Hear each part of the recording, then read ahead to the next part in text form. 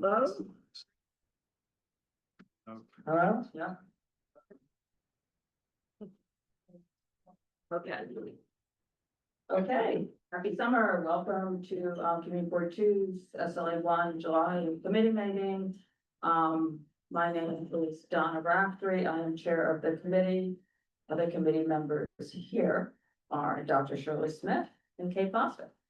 So everybody is in the room. Please sign in. If you're a member of the public wish to speak on an application, please fill out a speaker card and hand it to me up here. There are agendas in the back. We are not taking the items in order. The way this works is I'll call on the application. The applicants will come up to the podium. You have 2 microphones to use. You need to maybe turn them on. They come out of the things, but you need to use them. We need to use them. You need to use them. So present your application to the committee. The committee will then ask any questions that they have. Once the committee is done, we will go to the members of the public and call on them. Once all the members of the public on an application are done, we will ask the applicant to come back up to address anything that was raised, answer any questions, concerns. The public is to address the committee, the applicants to address the committee. Everybody is supposed to speak respectfully to us, to each other about the applications. That's it. Use the microphones. And I believe that's all. I just want to say that the SLA 1 committee is meeting on Wednesday instead of Tuesday next month. So it's Wednesday, August 5th. We will be meeting here. You can check the calendar for SLA 1 in September. It's currently scheduled for Tuesday, September 1st, and it may be moving to the 8th. We should have that figured out by early next week. So we'll keep you posted on that. Just check the calendar on that. I think that is it. Okay, so the first application we're going to call is Chipotle Mexican Grill of Colorado LLC, doing business as Chipotle Mexican Grill, 2168 504 6th Avenue. This is a restaurant. Is it restaurant? Wine, beer, wine. And this is item B1.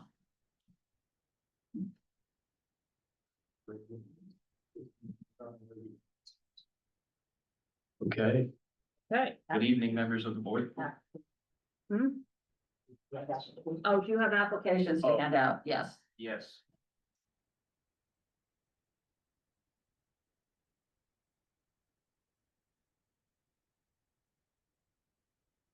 Oh, geez.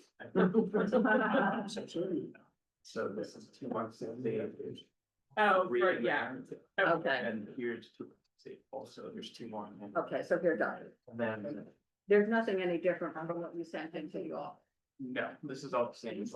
Thank you. This is the other location. Yes. No, if you want. Okay. Yeah, you'll get it at the end, okay. What is that one? The other location. This is the other location that we're gonna do next. Okay. Okay, go ahead. Okay. Yay, we have quorum. Okay, go right ahead. Continue? Yeah, go Okay. ahead. Good evening, members of the board. My name is Michael Giacomo. I am here on behalf of Chipotle Mexican Grill. Locations number 1597 and location number 2168. Okay, doing 2168 first. 2168 first, yes, ma'am. And with me also is Gregory Small, who is the deal leader. For both of those locations. Okay. So in 2168. Chipotle is a multinational fast casual restaurant chain. Offering customizable bowls, tacos, burritos, and salads made with real ingredients. And currently, Chipotle holds over 150 liquor licenses in New York State. Okay, is this better? Okay, sorry. But so what we are requesting is a beer and wine license. This location previously held a liquor license and the previous license expired. And now we are just applying for a beer and wine license. This location has been in operation since 2014. The occupancy that we have, the maximum occupancy for this premises is 118. There's a total number of tables, that are 12, with 38 total seats for those tables. One bar, and this is a restaurant operation. And the hours of operation run from 10:45 a.m. to 11 p.m. Monday through Sunday. Okay, is there any, there's no TVs, there's no outside seating? And it's just 38 seats? Yes. Correct. And there's a back door, I believe. It looks like in the back of the premises. It's attached to another building, Okay, and there's a door that goes through the building to the main entrance. okay, so is that door kept, is that an It's alarm an door? alarm door, Okay, bar, that- fire alarm. Okay. All right, I think that was really my biggest question. Does anybody else have any questions on this one? No? Anybody here from the public on this? Okay, I think we're good with that one. So then we can move on to 1597. Yes. Okay, so once again, this is Chipotle Mexican Grill 1597, located at 71 Spring Street, New York, at the cross streets of Cleveland Place and Crosby. Let's see. Once again, we are requesting a beer and wine license also for this location. Again, this location also previously held a liquor license. The previous license expired, and we are applying for the beer and wine license. And this location has been in operation since 2011. The maximum occupancy for the premises is around 66 people. This location has 5 total tables for 30 total table seats. A total of 1 bar. And we are looking to operate as a restaurant. Okay, say, and it's 10:45 to 11 p.m. Say background music, no TVs, no outside. 5 tables, 30 seats, right? Okay. I think that's all I have on that. Does anybody have anything on? No? Anybody here from the public on this one? Okay, I think you're good. Thank you. Thank you.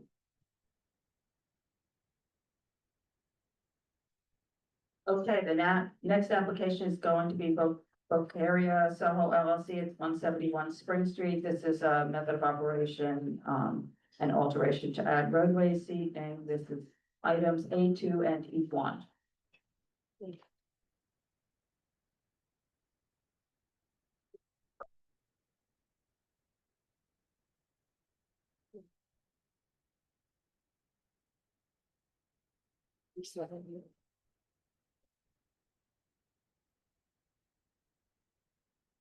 Good evening. My name is Sarah Geller. I'm representing Boqueria Restaurants at 171 Spring Street. We are currently holding a liquor license and have been for the past 10 years, and we are applying for an addendum in addition to cover our Roadway Cafe. The Roadway Cafe is in place, and we have a permanent conditional approval letter. It has 6 tables and 12 seats.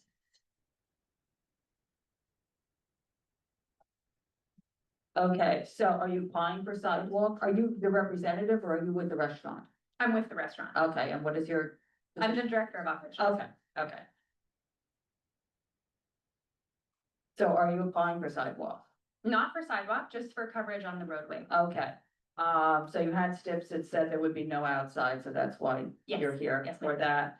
And your hours outside will be from 11 a.m. to 10 p.m. Yes, Every night. There's no music, no speakers, no Yes. anything outside.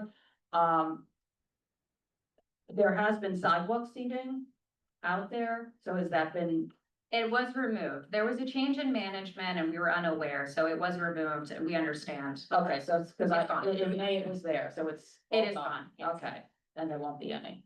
Okay. Okay, I think that was all the questions I have. Anybody else here have anything?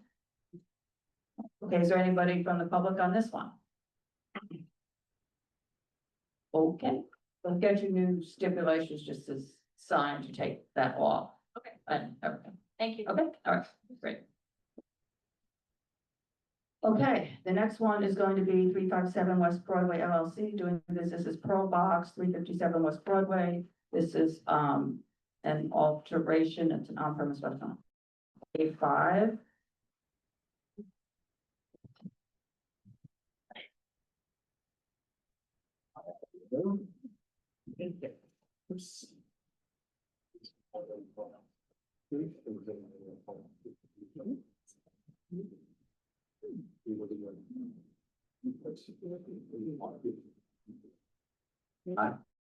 My name is Kenneth Crum. I am representing 357 West Broadway LLC, operating under the name Pearl Box.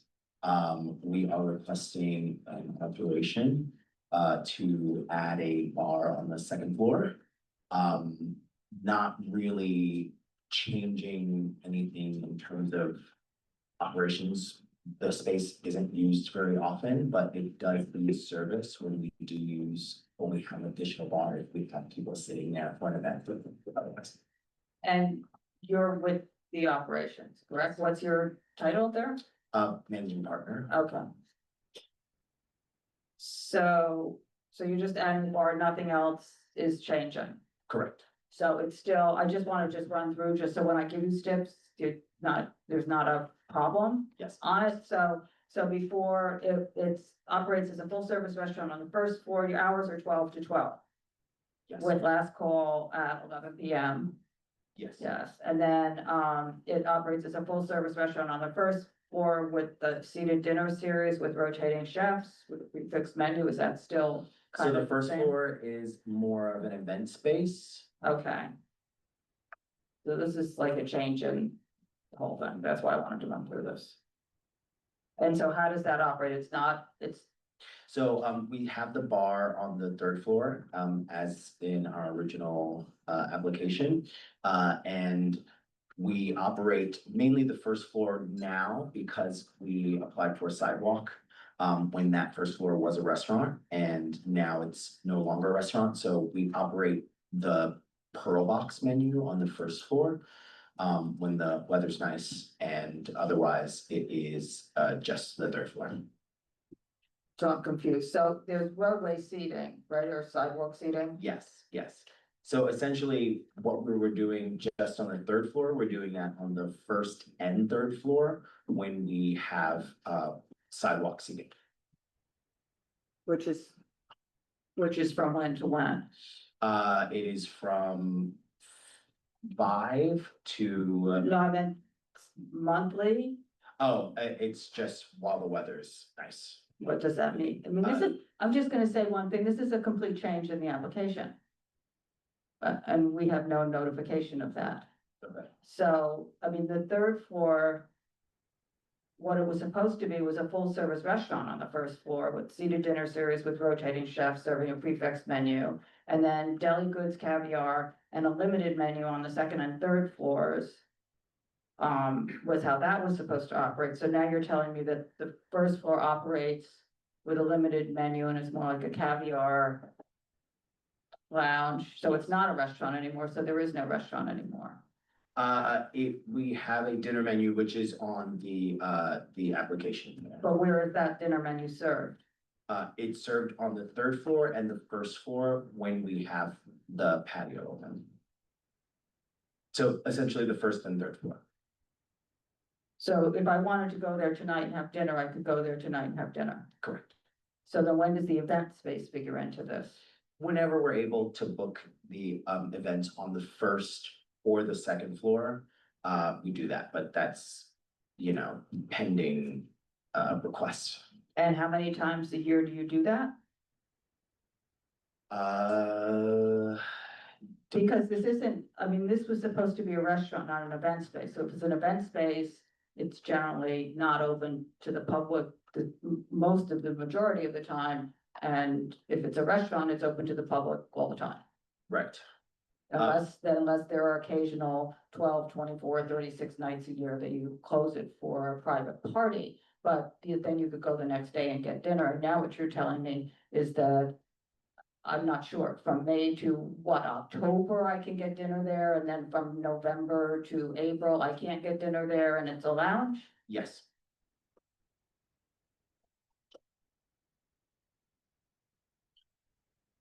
I'm, there was no notification of any of these changes with this. The public has no idea of these changes. The community has no idea of these changes. I'm actually quite surprised. I thought this was going to be as simple. You're just adding a bar and you're operating the same way. Yeah, And We you've been essentially- around and you have a number of locations, so this is, you're not an inexperienced operator with Community Board 2. So I'm surprised that I'm sitting here right now in this situation. we have basically removed the concept on the first floor. That's essentially. Then I think what you need to do is file for a change of method of operation. I mean, the concept has completely, it hasn't just changed from like Italian food to French food, it's completely changed. So I think that the liquor authority would want you to file a change in method of operation, because what they have is your method of operation is a restaurant on the ground floor. That's also for your sidewalk cafe, it's a restaurant on the ground floor, like all the places nearby. Right. I mean, with regards to the sidewalk cafe, it is, right, we're serving the menu on the application. But other places don't close and turn into an event space in November. I mean, other restaurants, they're restaurants year round. And if they happen to hit a 60-degree day in December, they might put chairs outside at their sidewalk cafe, because sidewalk cafes are year round, unlike currently the roadbed dining. And what it sounds like you're doing is not that at all. Okay, Unless I mean, correct me if I'm wrong, and I don't know who this is who wants to speak. I'm just this holiday.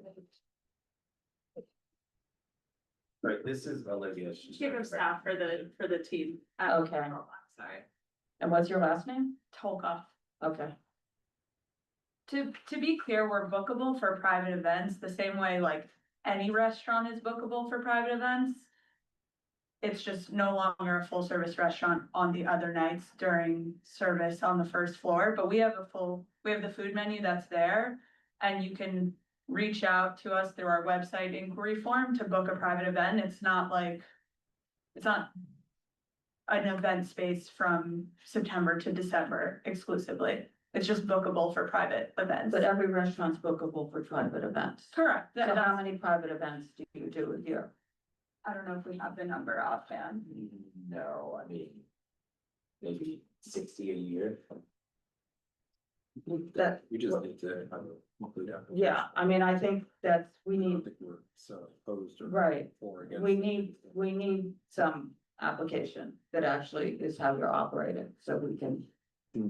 I mean, it's not, or just said, it's not that we're necessarily against it, but it just is not what we have in front of us. Nothing in front of us is representing any of these changes. Yeah, I was just gonna say that the reason I think this is important is because our first recommendation for this license was to deny it for exactly this reason. Right. Which was that there was a history with one of the principals of not operating in the manner in which they said they would. It's not necessarily that it's problematic, it's that everything's just changing and there's nothing being presented. And I think that that's, you know, to Donna's point, I think that that's what her concerns are, is that this is all just becoming something else. And then as it builds, it becomes a bigger problem as opposed to just laying out whatever it is that's happening here. So that's, I mean, it's that. Yeah, no, I mean, I can't just give you the same stipulation sheet and have it signed, because it's not how you're operating. So do you want to lay this application over? And Yeah. file and then put in a 30-day notice for the change in method of operation and come back next month, like put in a questionnaire, submit all the materials for that, and then we can review it next month in its entirety? Sure. Does that, Is Terry? Is Ter- Yeah. is Terry your attorney? Yeah. Yeah, and he's not here too, so he hopefully will be able to, Yeah, he's. Be here, I know. I know. Yeah, the Is- renewal comes up at the end of August. For our liquor license in general, so I. Right, that's, I don't think, I mean, that's separate, Okay, that's okay, separate, that so was that's, my only yeah, no, that's separate, Okay, so. yeah, then that's. So what you're gonna do is email the office and let them know that you're laying this over, you're not gonna file, you can file your renewal application, but you're not gonna file the change in method of operation or the alteration until after you Sure. come back to us, okay? Is that- Lay out whatever. Yeah, and lay out whatever the changes are. Yeah. Just because Whatever's different in the stipulation. Right, we just need to, so that it's cleaned up, so that to Carter's point, it has been a problem in the past, and so. Yeah. It kind of has been cleaned up, so let's keep it sort of cleaned up, Sounds good. okay? And they're okay with 30 days for August first? Hmm? The August first is the August meeting, is a 30 day. Yeah, it's fine, yeah. Dr. Smith, yes. I would also suggest that you reach out to the community as well. Sounds good. Yeah, get the neighbors nearby and stuff like that to make sure they're okay with all this, all right? Okay, great, thank you. Thanks so much. Wait, hang on one second.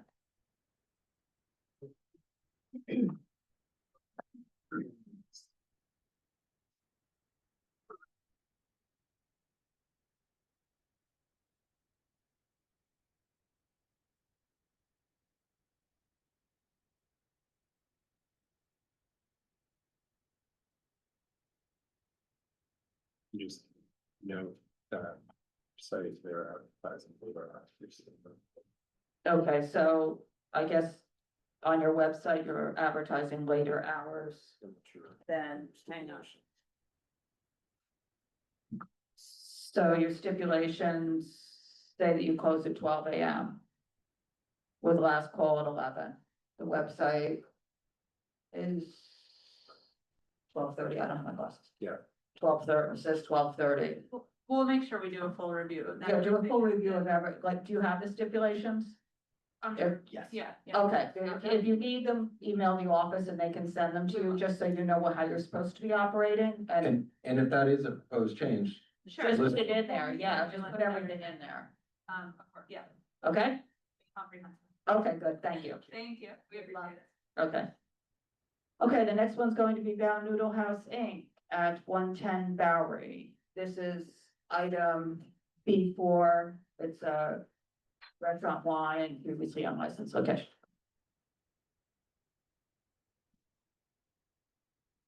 Thank you.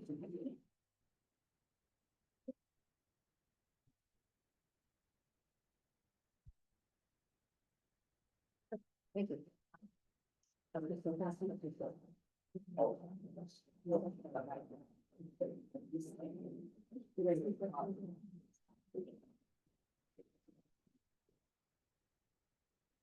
I'm Ling Zhou.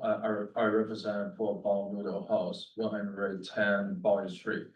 And, we are applying for a restaurant wine license. Can I just ask you one thing? Are you with the restaurant or are you the representative? I'm with the restaurant. Okay. I'm also the Okay. I'm also representing. Okay, and what's your title? Are you the A manager. principal? You're the manager, Yeah, okay. Okay, go ahead, I'm sorry. That's okay. We are applying for a restaurant wine license, which allow us to sell wine, beer, and cider. And our restaurant have 40 seats. We serve Asian foods, and most of them is Chinese cuisine. And alcohol will only be provided with the food. And that's it. Our opening hour is 11 AM to 10 PM. Okay, so the questionnaire says you're open 9 AM to 11 PM Friday and Saturday. Is that, Yeah, okay, yeah, and then right. 8 AM, so you don't open at 9? no. What is it? Saturday, oh yeah, you're right, it's a Saturday and Sunday, Yeah. so is it 11 o'clock that you close on Saturday and Sunday, or is it 11 o'clock on Friday and Saturday? You mean 11 AM? or- No, what time do you close Or 11 PM, on which days? on Saturday and Sunday. Saturday and Sunday, Yeah, you say, on the documents, it's Saturday and Sunday. is that correct? Yeah, Not on Friday, so Yeah. Friday you close at 10, yeah, okay. That's unusual, yeah, okay, cause we open at February, we just opened February. okay. Yeah. So it's 11 o'clock close on Saturday and Sunday, and it's 10 o'clock close on Monday through Friday. Okay, and you open at what time for your patrons? Or the restaurant opens at Uh, 9 o'clock in the morning? That's fine, it's fine if it does. no, we open at 11, 11, okay, Yeah, so you open at 11. yeah, Okay. 11. Okay, and, there's no TVs, No TV, and the music is background only, yeah, but normally no music, or normally no music, and then is there any outside seating? no, No outside, and it's got 8 tables and 33 seats. Hmm. Okay, and there's a bathroom, yep. Okay, I think that's what I have. Does anybody else have anything? No, okay, I think that's it. So what happens is we send you a stipulation sheet that just, it has your hours. It says the music is only background, there's no dancing, no DJ, No. no live music, none of that. And then the No. office will send you that, and then you just sign that and send them back to the Okay. office, okay? okay. Okay, great, thank you. Thanks. Good luck. Okay, the next application is going to be Doa Corp. at 645 Broadway. This is a tavern beer cider, and that's item B3. So.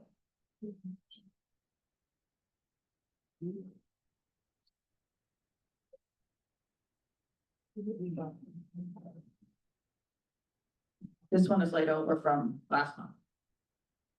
Thank you.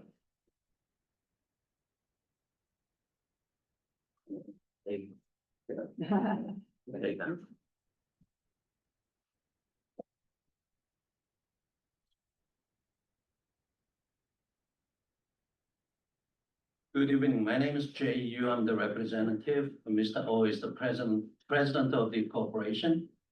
And we had a meeting last month, and as you recommended, I made a few changes. First change is that I notify community board as a bar and tavern. And another change is that we like to serve alcohols on premises until 11 o'clock every day for 7 days. And I contacted the neighborhood. As you recommended, I emailed, and then I didn't get any responses from them. Huh? And I also contact the SLA, try to clarify which category then my place will be.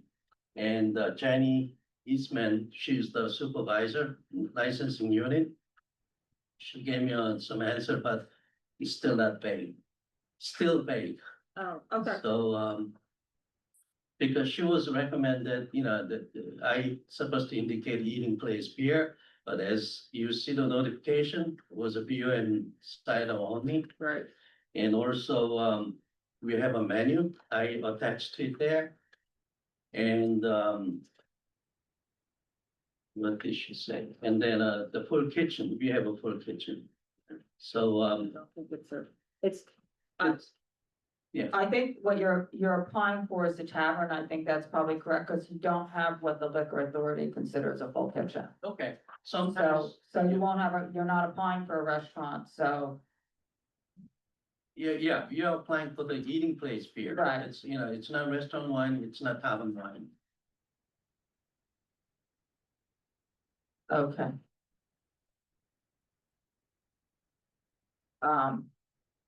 So the deli is open 24 hours, Yes, it is. but you want to serve the alcohol. What time do you start in the morning? 8 o'clock in the morning, but I doubt it anybody come in and drink beer in the morning. So what time do you want to start the alcohol service? Whatever the community board comfortable, we go. Well, Sunday you can't start it before 10, so I would say, I was just gonna say, say, so you had emailed, is this working? Right. Is that? Yeah. Okay, so I reached out to the neighbors, they got back to me today, you emailed me, and I contacted neighbors directly across the street, and, there are a number of issues. First of all, people are drinking outside of there every day right now. Okay. And I saw it myself this afternoon when I was walking over here, people sit on the flower stand, which hasn't been operated for at least, half a decade since COVID. So there's, right now, I don't know if you have any control over the premises at the moment, but that's the ongoing situation. There have been fights outside, people drinking outside, they drink outside all night, they sit out there, and the neighbors have been in touch with the precinct about it in the past, and there've been a lot of issues. And they're very concerned that with an on-premise license, that this will exacerbate that behavior, because they'll actually have a permit to do it. And so the preference from them, and most of them were away, from the holiday weekend, is that the hours are curtailed to earlier hours, and that the flower stand be removed in its entirety, since it's no longer used. I don't know if you still have a stoop stand license for that. So that be removed entirely, that there be signs posted inside with the service hours for alcohol and what time it ends. That you have staff that know they can't just sell beer to go to people to drink outside. This issue didn't happen before COVID, but it happens every single day right now. I see, And, okay. and I've seen it on my own, through time, but in asking the neighbors, they have said that creates tremendous disturbances. People bring their own music, they sit outside, and it's different every night. It's not always consistent, but it's an ongoing problematic situation. And their concern was in the issuance of this license, since the physical infrastructure of the space, if it's not changed, that the same behavior will happen. And there's also that the staff are allowing it to happen through the overnight hours. So those were the issues that they had, and that they had been there before and has been documented through time. But they were not all necessarily opposed to it, provided that it be run as a daytime place where people are eating lunch and stuff, but not as where people are, buying beers and sitting outside drinking them. So those were the issues that were raised, and their concern with the later night hours is that that's what would happen. And so there was a comfort level, it seemed to be around 9 o'clock, and they just were not comfortable with the change, that being extended beyond that, because of what's been happening there, until they were to see anything actually change. I see. So that's where, and they're pretty adamant. I see. Yeah, they were pretty adamant about it, and I just saw it just walking by, just now, yeah, I mean, at 4 o'clock, 4:30 or whatever time it was, so. Okay, And that's what was happening outside. okay, I see. Technically, we didn't do the closing yet, though. That means that the ownership didn't change yet. But this young gentleman, Mr. O, is very eager to open and operate the businesses the way. The reason we are applying for the eating place beer, and he knows that the people drinking outside, that we don't want to have that kind of problems. And that's why one of the reasons, strong reason to apply for the eating place beer is that we want to keep the people inside until whatever, the 11 o'clock, instead of drinking outside and fighting. And also, yeah, he's gonna enforce it strictly about the control of alcohol consumption. So will you remove all the flour? Like, right now, I don't, Stand yeah, outside?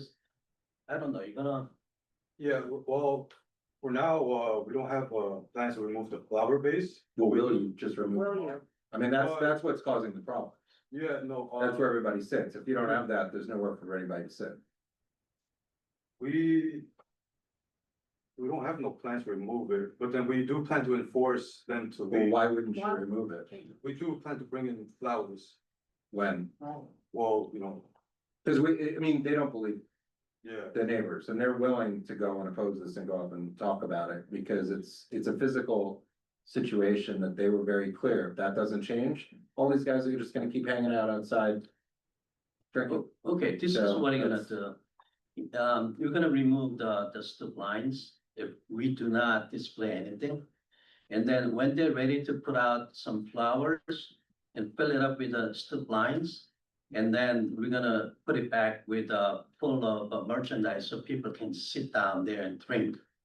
And then we're gonna be properly licensed by New York City Department of Consumer Affairs for stoop line. Okay, so there's just gonna be so what are you gonna do to? So right So now, you're only gonna have 6 people who can be inside. And today I No, no, observed okay. about 10 people sitting on. really, the- so we're gonna remove the So, stoop Well, line. I'm just saying, it's the 6 seats. No, we Yeah. have, actually, we have 2 tables with 8 sittings.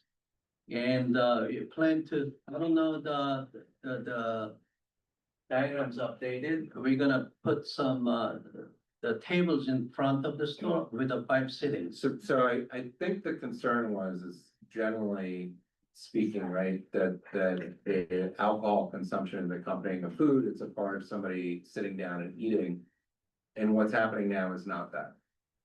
It's Okay, People just yeah, bring drink because solid. the ownership Outside, didn't change, so we're gonna that's what it is. enforce it strictly. No, I understand, I'm just explaining to you what's happening now and what the concern is and what people don't want to have happen, but it sounds like that's what you want to keep happening, because that's how sales are generated. So that's why you're getting the license to legalize it, and that's why there's concern. So that's why people would rather see that the service is curtailed at 9 o'clock to see that this is actually going to be more of an accompaniment of meals and service of that. That's what their concern was, and there's a pretty strong concern, given all of the issues that have happened there in the last 5 years, and that was something that they felt very strongly about, and they had asked me to convey that. I see, So- okay, all right. So, And also that there's clear signage on the inside of the premises about what the rules are, so that the staff follows the rules, because it's a 24-hour space. There's concern that the staff won't enforce it if there's no management on site overnight, and that seems to be one of the biggest problems right now, is that the person who's there is allowing this to occur every night. So, me personally, I'll be there from 5 PM to 5 AM, managing overnight. And then I have somebody else managing the daytime. So, you know, if your concerns are people loitering. no, the concerns are people drinking outside and in Outside, place. yes, loitering. So, No, I plan to clean up that area, you know. For me personally, I don't like it either. I think it's bad for the business, so, yeah. Are you always gonna close at 9 PM? As We're opposed going to to 11? close the store at 9 PM. I mean, No. we're going to stop serving. at on 9. premise. That, Stop serving the alcohol at 9 On p.m. premise, 9 PM. you have to. According to the neighbors. concern. We.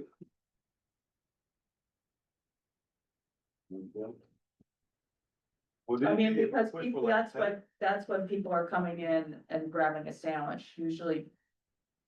People aren't grabbing a sandwich. All right, this is what we're gonna do. Yeah, we're gonna agree at 9 p.m. Stop serving alcohols on premises. And then let's see about a couple of years later, and you watch us, how we celebrate. Yeah, And I then think we- that that's what Makes they sense. had said, that there's not a long term, but if this, their concern is that this just gets worse with the on premise Really? license, not better. Okay, Because you're putting actually more seating and keeping the physical infrastructure outside. That's why it was so important to them that the flower stands be removed. So So what that I'm there's not saying- a space what I'm- for people, and this is not the only place that this is I happening. see. Okay. So, Cause yeah, what I'm saying is that when I went there, it was empty, even though they left the strip line stands there. And then I didn't understand why they left it That's why. there. And then, yeah, we're gonna remove it So, until so we're you'll ready to remove sell. it and then you'll come back to us Right. for a change in method of operation. No, or we are you'll not just- gonna use it outside But for you're- some I'm other just gonna- purposes. Tell you, the stipulations will say that you will remove it and there will be none. So you will need to come back to put them back in, because you will have stipulations that say that there will be no flower stoop stand out there. and also just to be clear, that the physical structure that you have built Mhm, with the plexiglass and the metal walls, I see, those aren't legal. okay, So that whole front enclosure isn't set up in a manner that is a temporary enclosure. it's supposed to be a seasonal. Yeah, and that's completely, No. physically attached to the ground, and built out. And that didn't used to exist that way until Okay. more recently, so. It's basically. The structure needs to Great. go, the flower stand Yeah. needs to go. All right, we clean up the outside, And then the alcohol service will stop at 9 o'clock. okay, Okay, and if that's what the stipulations will say, so if that's not done, then you'll be in violation of the stipulation. Well, you can always come back to change them once you're operating and everybody sees that you've cleaned everything up, and okay. is that okay? Or does anybody from the committee have anything else? Is there anybody from the public here on this application? Okay? Thank you for coming back and straightening it out. Yeah, thank you. Okay, the next application, New York Shakespeare Festival LLC and Joe's Pub LLC is manager 425 Lafayette Street. This is item A2. It's an alteration to expand the license to other floors.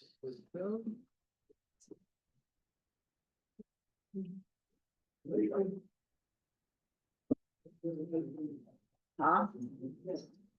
I don't know, I had it as. Hello, thank you for the time today. My name is Murray Abelis. I serve as Chief Financial Officer of New York Shakespeare Festival, better known as the Public Theater. The current Public Theater lobby is undergoing a very light renovation. We're moving the bar back 20 feet. So essentially where the box office was. And at the same time, that would trigger us filing an alteration. We're taking the opportunity to combine two licenses that we've had and operated under for decades. So in a world of consolidation and streamlining, we're adding everything into one license. So the appearance of adding floors is actually just taking one license and putting it with the other in one place. There are no changes to operations. We continue to put on, I hope you believe, wonderful shows. There will be continued operation of our restaurants and all the other venues, and I'm glad to answer any questions about any of the nuances. Okay, thank you. So my first question, so it's an on-premise restaurant license and then a tavern license, were the two, We had two essential licenses, one essentially covering the lobby bar right? and the theaters. And the So theaters, those are because they bring floors. drinks, you can bring the drink into the theater, right? Correct, pre and post drink, right? Right. And we operate a restaurant on the first, the Okay, library. It's currently- okay, so so the restaurant license will now cover, Everything. okay. And that's so, okay, It that's, okay. primarily eases Sorry. compliance. Yeah, it primarily eases compliance and making sure that we just have one license, that we're making sure we're renewing and continuing on. And Okay. All right, so then my next question is, this one says New York Shakespeare Festival LLC and Joe's Pub LLC is manager. I don't know if the manager part makes a difference, because it's currently licensed as and Hudson Yards Catering for that space, I believe. Hudson Yards Catering is for our other venue, the Delacorte Theater Uptown. Okay, We're talking primarily about the license at 425 Lafayette. We have two venues. If you've ever been to Shakespeare in the no, Park. I that's know, I'm Yeah. familiar with, so I'm just going by the license. I'm sorry, I'm just going by the license numbers, and so the current license, it says is 1024317, and 1024317 says New York Shakespeare Festival and Hudson Yards Catering. I pulled that from Lamp unless Lamp is wrong. It's wrong. Lamp is wrong? Okay, so Lamp is wrong. Okay, so that didn't help my confusion, so we can maybe Understood. get Lamp to clear that up or something, or, okay. So the name, so it's current, this premises is currently licensed as Joe's Pub LLC as manager, and that's not Correct. changing, and Lamp is No incorrect. change to operations, no change in who's Okay. serving and. Okay, It's what- so that, thank you, Lamp, for totally confusing. And I think, so then what's happening? So that was my other confusion looking at the diagrams, because I am somewhat familiar with the space, so I didn't understand. So the ticket booth is moving, Remember the big, we call it the boat or the bathtub, that big Yeah, yeah. white fixture, and we've removed that fixture, and that's where we would serve pre-show. Right, Essentially, we're moving that out, which we removed that, removing the box office folks that were in the back to a side desk. Okay. Essentially, and the box office space will now be renovated as the food concessions there. okay. So, all right, so everything basically remains the same. And let me just see what else I wrote down, because. Sure. So the hours of the restaurant are 11 to 12 AM. Correct.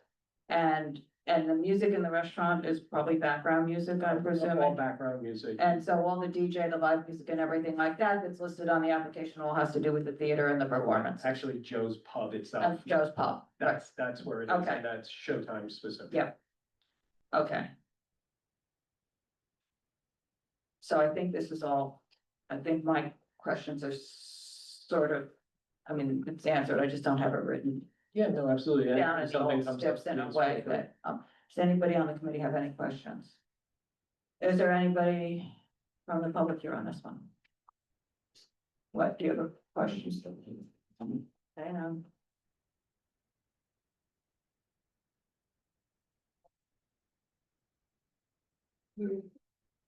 Some of the past stuff is really. Okay. Well, the show does the shows go, no, The shows don't go. go later, later, no. so everything is shut down at 12 o'clock. Yeah, absolutely. And if we have a very long show, for instance, we had a show Initiative that was 5 hours longer, we adjust curtain time to bring it forward. Down, so if the STIP say it's closing at 12, it's closing at 12. Correct. Okay. What? I just bring it up because the pass was until 2 AM. Yeah, absolutely. The building is technically open till 1. We don't, everything shuts down at 12 and facilities take it on from 12 to 1, essentially. Okay, all right, I think that's it, Very good. thank you. Oh, What? Matt? one moment. You almost made it with him. Oh, he's telling you I take mean- the 2 AM, Well, 1 AM, the 1 AM? 1 AM is fine, it's fine. Yeah, Okay. I go by the book, so that's fine. We can. Okay, there you go. Very good. Thank you so Okay, much. bye.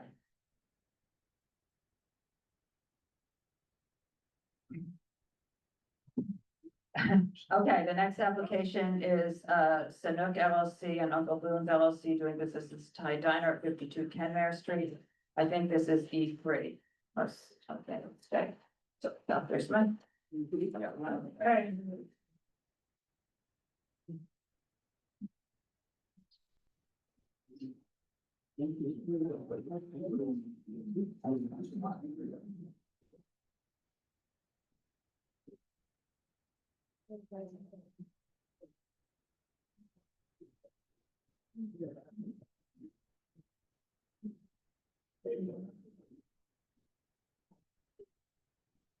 Hi. Good evening, everyone. My name is Matt Borwick. I'm here with Elbron Levy. Today I am representing Sanook LLC and Uncle Boone's LLC at the corner of Kenmare and Mott Street. I have with me owner and licensed principal, Matt Danzer.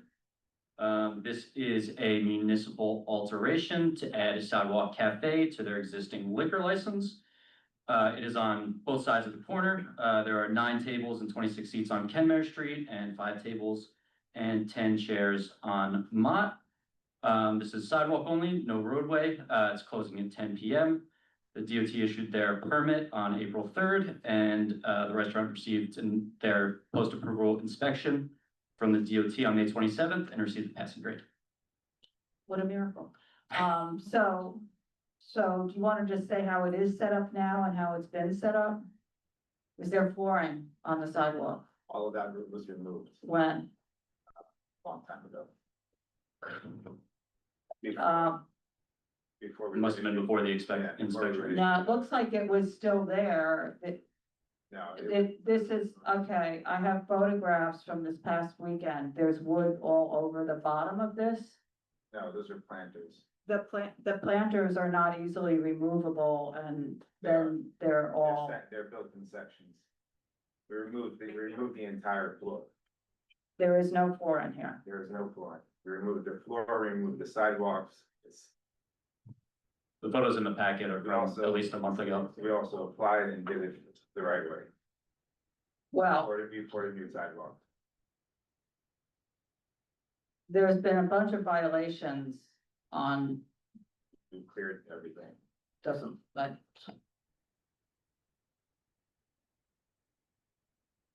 We have planters that are around the space, very. that cover the whole space with plastic all draped down them.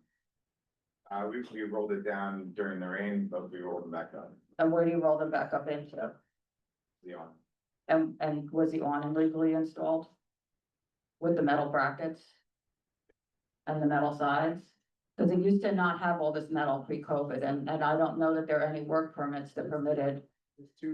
There's Go ahead. 2 ECB violations that are open without any compliance with exactly those issues. Were issued on March 13th. We're in the process of clearing them But now. they're not cleared up. Yeah, I mean, the hearing was on May 21st. It was default, somebody showed up. There's penalty due on it. I have an expeditor that's been going to court for me. Well, I obviously didn't go to court on May 21st, because I wasn't aware of that. The penalties are due, I mean, but you're saying that it was built properly, but how would it be built properly if they issued the violations? And there was a referral to my fire department. For the electric, right? It's. That's one violation. Work without a permit at time of inspection of a 6-story building, walk-up apartment. I observed that front exposure 1 and 2, an exterior wooden structure with roof metal creating an extension approximately 6 feet by 40 feet. It's. Give me 1 second, and I will look at the actual violation. Creating extension approximately 6 feet by 40 feet, added to restaurant extending into sidewalk containing light fixtures and heating system, so. We filed for an electrical permit to remove all the violations. Yeah, well, what about the exterior wood structure and roof, metal roof? There's no more wood structure. We have planters that are surrounding the outdoor seating. But there's a roof on there, right? There's an awning. But it's a different awning than what was there It's not a 5 years retractable. ago. It's not a retractable awning. It's not retractable. No, that's what it used to be. It was never retractable. Pre-COVID, it wasn't a retractable awning. No. And the DOT doesn't require the awning to be retractable. No, it requires that, well, first of all, I don't know the DOT. Somebody requires you to have the proper permits to put in a non-retractable awning, so DOT probably isn't going to care about that, I would think. but, Right, they just- but somebody else is going to, so I don't, you know, for our concern, I don't really care if DOT has approved this. What I care about is all the violations that are on here, how you had an enclosed outdoor sidewalk for forever. I think that, when was that removed? Just like a month ago or 2 months ago or 3 months ago? last You were one of the last people to remove anything Last year, after our last meeting, with us. yes. Yes, right, so it was still up there last, I mean, this was all supposed to be, have been removed a year before then.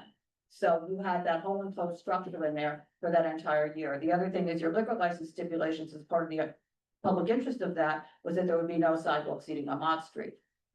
That was very clear when you came for the license, that there would be no seating on Mott Street. So not only have you had seating on Mott Street in addition to the other seating all through COVID, which I must say, taking it down last fall, that's 2025, so that's 5 years. COVID did not last 5 years. So you had 5 years of an enclosed sidewalk cafe, and you additionally had it also on the side of the street that you said when you got your license as part of working with the community that you would have no seating on, and you still had that. So coming here tonight and just saying everything is fine when there's open violations and everything else, is not quite, I mean, DOT might walk by and say it's okay, but this is not okay. I'm just pointing that out, that, you know, you're still applying for seating on Mott Street, which again, there's no even acknowledgement that, no asking, would the community be all right with seating on Mott Street? I mean, the community has some say, this is part of your public interest, the community had some say in your license in the first place. And part of that was that there would be no seating on Mott Street. A lot of this community goes and eats at your restaurant, they love your restaurant, they hate what's going on outside. And, you know, so I mean, it's not that they don't like your restaurant. A lot of people love your restaurant, but based on this, we have letters from the community, members couldn't come tonight, that are, you know, really disturbed about what's been going on the outside area. And you don't seem to even think that there's an issue with it, that there's any violations on it, or that you should be having a conversation with the community, the local residents, to see how they feel about this, asking them how they feel about having seating on the Mott Street sidewalk, when part of the original application was to guarantee that there wouldn't be seating on the Mott Street sidewalk. And now you've got, you know, it used to be openish seating with regular kind of on the other street, used to be regular sidewalk seating, not plants that basically make a wall that, you know, it used to be open air. So people walk by, they see people eating, it is just what it is. You basically enclose the place with the plants instead of the wood now. I mean, it's a completely different thing. The original stipulation of no seating on Mott was due to the Head Start program. They didn't want us to serve alcohol with the Head Start program that was next door. That has been dismantled. Did you talk to the community about changing it? I'm just asking if you went back to the community or came back, did you go to the community or come back to this community? So that's what we're here today to do, and they reached out to every block association in the area. They didn't receive a response from them directly. They did go out and canvass to collect petition signatures from local residents. That's what we're here to do today. We're here to clean things up.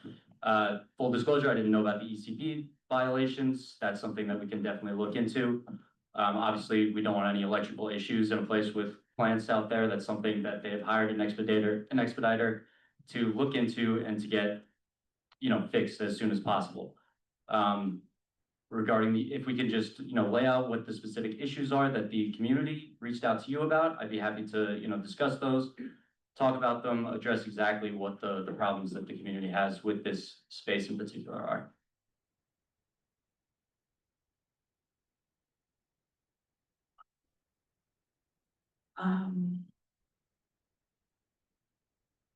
Okay. So it is December, relating to the application for the Mott Street sidewalk. So in December 2024, full board meeting relating to the application for the Mott Street sidewalk cafe, CB2 recommended the following actions. Among other things, will remove, this is from one of the local residents there. Will remove the existing non-conforming sidewalk set up on Kenmare Street at the May 2025 outdoor dining working group meeting. The applicant's representative reassured the committee that the owner is aware enclosures are not allowed, so the plan to demolish the sidewalk, the existing and applied for a fully open cafe to comply with the regulations. So that was, you know. And I believe they took those down and they took the structure down. sometime. At some point after, that's the second time they Yeah. were told to take the structure down. Then 2019, it was an empty storefront, nothing in the sidewalk. 2021, open structure built against the building on raised platform with classic walls. 2022, structure is fully enclosed. 2026, structure is still there. According to DOB now, in buildings information, there are numerous open violations relating to the structure, which was what Carter was referring to, and they include work without a permit, constructing the whole structure. Defaulted, FDNY filed a priority referral reporting that the unpermitted extension contained heating and power without a permit. This is serious stuff. And for 6 years, they've been serving liquor on premises in violation of their permits. They cannot even claim ignorance. For those reasons, she does not support the application. So those are the issues. See how this awning structure is. Dr. Smith, did you have something more? to say? I'm just looking at the petitions. There are 23 of them that were collected between June 21st through the 30th. And on the sheet, it says regarding the interior space, this will be, no, they did not say. Regarding the outside space, there will be, they did not say. The outside area will be operating until 10. So this was an opportunity. There was no, this seemed to have been the only thing that the people who signed only knew that what the closing time was going to be, nothing else. And the conversations were had with the neighbors as they went around canvassing. Again, they did reach out with specifics to each and every block association. And I believe the majority of the issues brought up in that email were either addressed or in the process of being addressed. Okay, I'd also add that, it says, please note signatures should be from residents of upstairs and adjoining buildings. Not one signature is from what the petition stipulates. I mean, there are people from Brooklyn on that, so. That line is intended to be a guideline, not a strict rule. Should be from, sure. Yeah. Okay, but there's not one resident from Mott Street on the petition. Understood. One of these pictures. Then is that just online? Okay, maybe it's just that. It's online. Or. Oh, it's so. Compressed.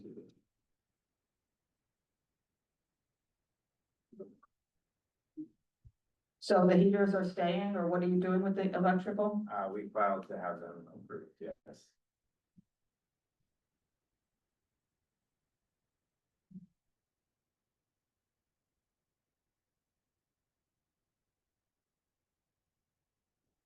And you're saying those planters aren't affixed to the sidewalk? They are not. Okay. Okay, does anybody else in the committee have anything? Is there anybody here from the public on this application? Okay. Thank you. Okay, the next one is going to be Something Smells Fishy LLC at 95A Elizabeth Street. This is a restaurant wine license, previously unlicensed location. B5.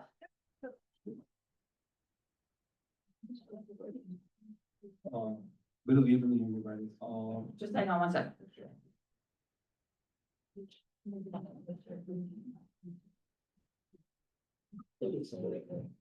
Okay, go ahead.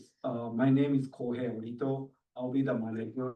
I'll be involved in day-to-day operation there, and then I'll be there pretty much every day. It's Is the principal here or no? Oh, here. That's you, okay, fine. So your name is, Seisuke Tanaka. okay, thank you very much. Sure.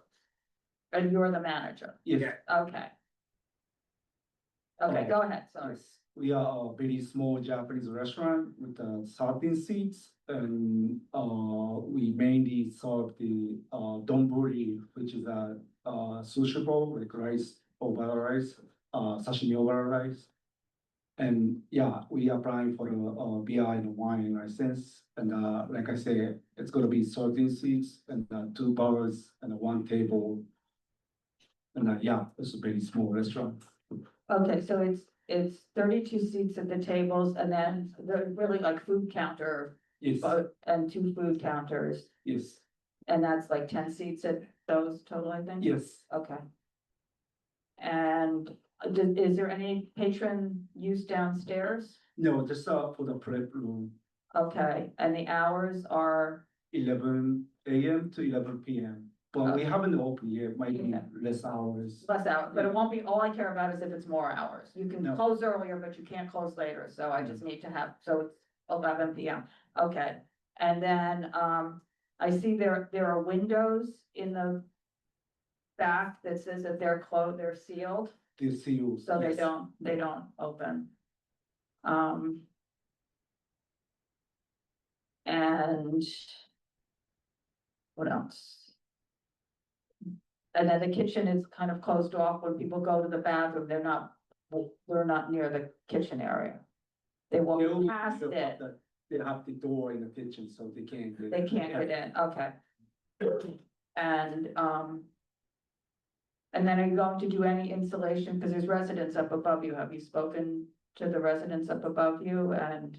Yes, I've been there pretty much every day since we start construction, Uh-huh. and then they're nice neighbor, and then we talk, like they expected, they excited. Okay, so are you going to insulate the ceiling from them, because there wasn't a restaurant there before, and I think there's people that. Used to be a restaurant inside. Okay, beef yeah, jerky. you're right, it was a beef jerky, Yeah. okay, Mhm. so, But, and there, We have just the background music, it's not really, music is only loud, okay, is there some, I guess there's some insulation in the roof? yeah. Okay. And no TVs? No No, TVs. okay. Okay, does anybody have any questions? No? Anybody? Is there anybody here from the public on this one? Okay, Thank you so much. all right, good luck. Okay, next one is, frame 4. Doing business as Frame Cafe, 41 Kenmare.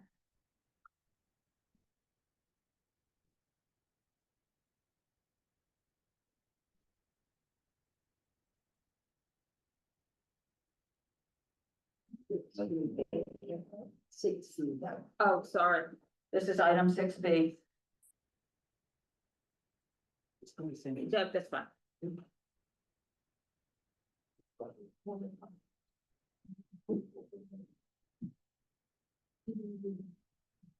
Good evening, my name is Sam, I'm the representative, I'm here for frame 4 ANC.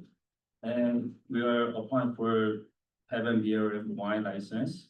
And this currently location is under renovations and then will be open, when opening will be end of July or August earlier. And hour of operation will be 7 AM to 10 PM, Monday through Thursday. And Friday, Saturday, Sunday is 11 PM close. Establishment has 11 tables with the 22 seat, 1 bar with no seat, and there's no backyard. And currently, we don't have in the outdoor seating, but later on, when we get the liquor license, and then we are trying to come back for a sidewalk cafe, or we come back for that one. And Okay, and then with the sidewalk cafe, it has, French doors yes, at the restaurant, so Yeah. you'll close those at 10 o'clock? yes, And then would you close the sidewalk cafe at 10 o'clock? yes, correct. Okay, so that's something, then. And we have only gonna background music only. And no DJ, no live music at all. Okay, and who is with you?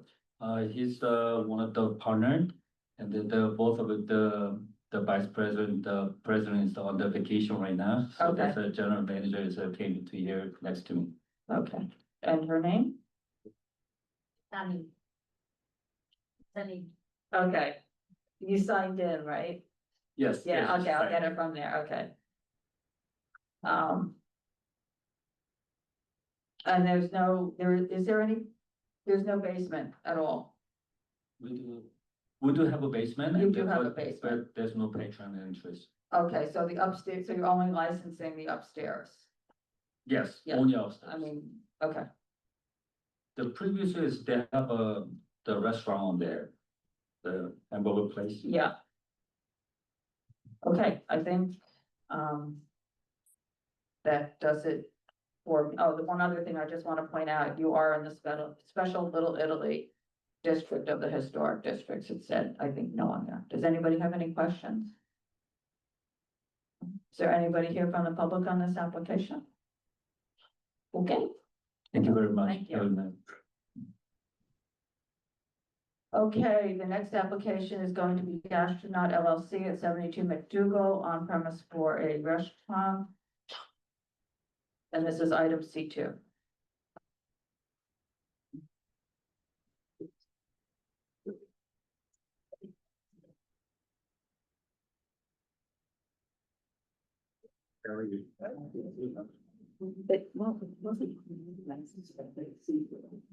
Is that different?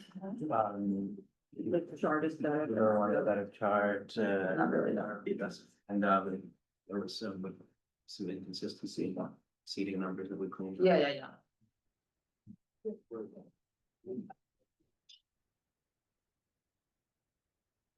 It's item C4, not C2.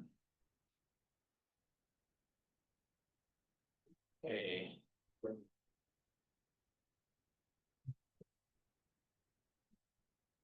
Good evening, CB2, Max Bookman, Kozetzky and Bookman PC. I am counsel for the applicant. With me is Roman Raposa, owner and founder of the applicant, as well as his business partner, Polina Andres. You may recognize them because they've been before you recently in March. More to come on that in a moment. Just by way of a little refresher, Roman is a native of Russia. He has a family business there with over 20 eating and drinking establishments, all in Russia. He's been involved in opening and operating each of them. But those cover a diverse array of concepts, some are bars, some are restaurants. He has a wine boutique also. He knows a lot about wine. And he's moving to America. We told you this last time in March, and it's now moved forward a little bit more. He's here now. His daughter is there looking very bored in the back, but she is here. Don't keep us too long. For the record, it could be much later right now. So. That's true. And so he is here. He has family. He has a family business in Russia, so he sort of stepped back from the Russian businesses so that he could pursue his dream here in the United States. And as I also told you last time, although he understands how to open and operate restaurants, this is his first in New York, so he has partnered with Polina, who has a lot of knowledge about construction and permitting and on the New York operations side. The concept is the same as what I told you last time. It is a unique concept. It's an unusual concept. It's one that we don't think we have here, certainly in your community district. It's modern Slavic cuisine with a lot of Asian and particularly Japanese influence. Roman lived in Japan for 2 years. He studied Japanese culinary methods there. They have had a lot of influence on his cooking and his cuisine, but because he is a native of Russia, his passion is to basically combine these two into one concept. As I said, as I referred to a few times, we were in front of you before at your March meeting. He had applied for an on-premises liquor license on West 10th Street. It was a place that had been Sushi on Jones, which was a beer and wine premises, and it had been Westville before that. That application, we ultimately did not gain your support on. He had proposed the same hours of operation that he's proposing here, which is 1 and 2 a.m. And people, he was honest about that. People were in turn honest and transparent about their opposition to that. We couldn't reach an agreement. But instead of fighting you at the State Liquor Authority, Roman decided to step back from that and continue his search for a location that would hopefully meet with your approval for the hours of operation that he is looking for in order to make his concept financially viable. And he thinks he's found it now. It's 72 McDougal Street. This is the building that's on the northeast corner of McDougal and Houston. The building's a bit unusual. It's the one that's got bar veloce in the front, right across from where you used to meet at the church. Maybe that. Maybe that, great. So that's the one where bar veloce is, and then sort of it becomes a one-story sort of building as you go up, one storefront up on McDougal. It's currently Parcel. Before that, it was a place called Babs. Before that, it was a place called Shea Jacqueline, which had been there for many, many, many years. 1980s, as far as I'm aware. So there's a much more extensive licensing history here than in the West 10th Street application that we applied for. This is a transfer application. He's under contract to buy the assets of Parcel. And as I say, we're proposing the same hours as we previously proposed for the other location, which is 1 a.m. Sunday to Wednesday, 2 a.m. Thursday to Saturday. It's background music only. And we do hope that you find this to be a more appropriate location for his concept than the West 10th Street location. And we are, of course, happy to answer any questions that you have. So just to start, is it 2 a.m. Thursday to Saturday or Friday and Saturday? Did I misspeak? It's what we I- have in the packet. Friday and Saturday in the packet. It's that I misspoke. It's what we have in the packet. Okay, Yes. It's what we have in the packet, pardon me. We have 1 a.m. all days except Friday and Saturday too. okay. And you have the outside closing at 11 p.m. That's right. Okay, so I'll start with my questions. So it's a large bar on the McDougal side.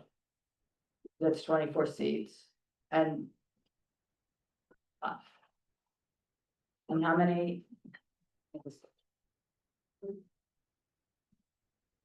There's question? 11 tables. I'm just trying to see 1, 2, 3, 4, 5, 6, 7. I can't, this is what I keep, not, where are the tables? Are they- So our banquettes along the side there with, And then what's in front of, so there's 4 on the side, 1, 2, 3, 4, and then on the other side, you see more. where, on McDougal Street? You want us to come up? Well, or on the bottom, Yeah. I mean, I know the layout, so that's McDougal Street. Yeah. So they're right in front of the French windows. Yes, that's correct. Okay, so now I'm gonna ask you, how are people serving, the windows open to the inside? How are people, if the windows are opening to the inside, how are people sitting? I'm assuming that these little gray squares are the windows, or is that the columns? Those are the columns. So when the windows open to the inside and you have tables there, how are the windows opening? And how are you closing them at whatever time you're closing them? Previously, they closed at 10. I think it's the same stipulation that we have with Parcel, which is that they open and they're.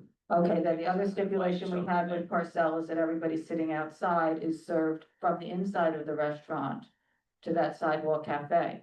And it was very clear with Parcel, they went out of their way when they did the floor arrangement to make sure that it could be served that way because the sidewalk cafe is whatever width it is, which doesn't allow for service within it. So yes, we were on the liquor authority at that. For that, And you got approved for that and Yes. partially, but Parcel did not have tables in front of these windows. Parcel had tables moved away from the windows so the waitstaff could get to it. So if you have tables in front of the windows with chairs at those tables, how are you actually serving the people that are sitting outside?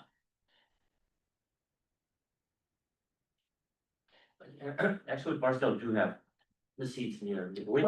Well, I'm just going by what Parcel is supposed to be doing, not what everybody is doing that they're not supposed to be doing. And I don't really care what they're doing. What I care is I see your tables and chairs there, so I'm not trying to figure out how you're accessing the people sitting outside. In this case, we can, refuse from this sidewall seating if you. So let me address it. So Donna, we were just talking outside before the meeting and I suspected you might have an issue with the sidewalk cafe. Well, I just want to be clear, I have an issue with the combination of the sidewalk cafe and the tables and the windows opening. to Well, it. so we wanted to talk about it, but I don't want to waste time on that. We're going to withdraw the sidewalk cafe. Permanently, Yes. unless the windows change or something. Yeah, but I don't think- mean, you're withdrawing the sidewalk, okay. Okay, so that's the first thing. The second question I have is how for the 11 seats in the bar 2, how are customers accessing that area? So let me just say something about the terminology that we're using with bar and then only address. Yeah, I mean, then address your customer access question. So these are technically bars because they meet the legal definition of bars, but this is going to be a more of a omakase style feel where you're sitting at an eating counter, you're served at the eating counter. It is a food first establishment. And so, you know, they're called bars because that's what liquor authority calls them, but we want you just to get the sense that it's more like omakase style seating counter. So the bar, what's labeled as bar 2 in the back, we're going to access it through the restaurant because there's an existing stipulation that says that there can't be access from the Houston Street side, and I believe Parcell is observing that, and to the extent whether they are or not, Roman intends to. I understand what you're gonna ask, because on the floor plans, it kind of looks like you're walking through the kitchen. These are sort of sparse floor plans, as you can see. What they're building is a customer corridor that takes you from the main area, sort of at a diagonal through what you see there that says service and into the back, which is going to be designed and built as front of house. So it's going to look front of house. It's going to be inviting as front of house. They will have walls set up so that there's no access to the actual kitchen, which is what the health department requires as well. So I know how it looks here, but there won't be, and this is a stipulated item, there won't be access to the kitchen. There won't be customers going through the kitchen or back of house So areas. it'll be like a hallway. It'll be like a hall. That's correct. Okay, and then how is that room going to be used? It's going to be used as a reservation only high-end omakase counter for his food. We're looking at around $200 person.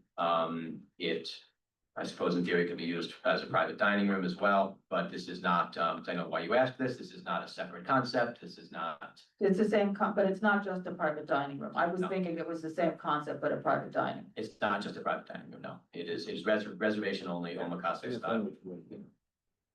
And so there will be no access to it from the Houston Street. No, it's the same stip as you have with Parcell. Right. Okay, and then is the main restaurant reservation only or no? The main restaurant is not reservation only. Okay. It is going to be primarily reservation based, and they believe that within the first year, it's probably gonna be hard to get a table without a reservation. They do want to have the ability to take walk-ins. Okay. Okay, so basically it's operating the same way, it's just a separate thing and it's a nice private, is it different food or it's? The- It will be Good. different food, like more deep, You can tell. yeah, it's like a It's okay. fantastic experience when I'm personal, we'll serve the foods and every food will follow the drain and Okay, very deep. so it will experience. run, that room will, Yeah, that room is reservation only, is sorry. reservation only and will be more like an omakase, it will be an whereas your other menu is not omakase. Yes, Yeah, and he'll be the chef at the Yeah, counter it's at like that fair. Yeah, it's like a Michelin restaurant where you have like set menus, like Right. 12 courses, like 10 courses, and we have.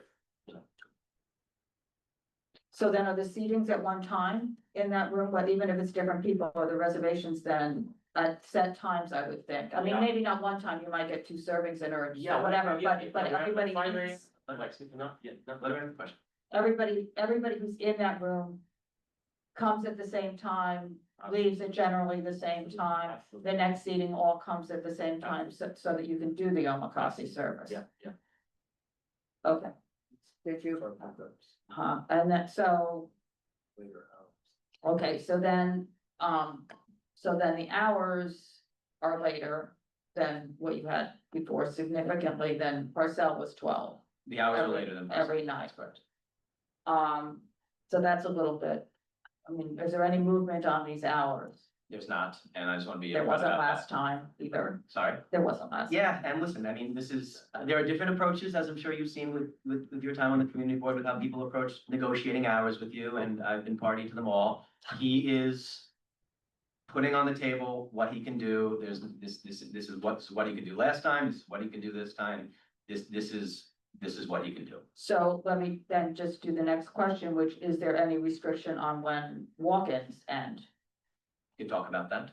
Okay, Dr. Smith, do what, go ahead. Go ahead, Dr. Smith.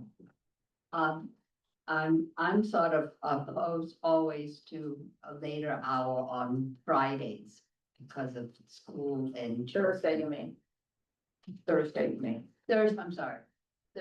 I'm sorry, Thursday, right? Yeah. Not Fridays.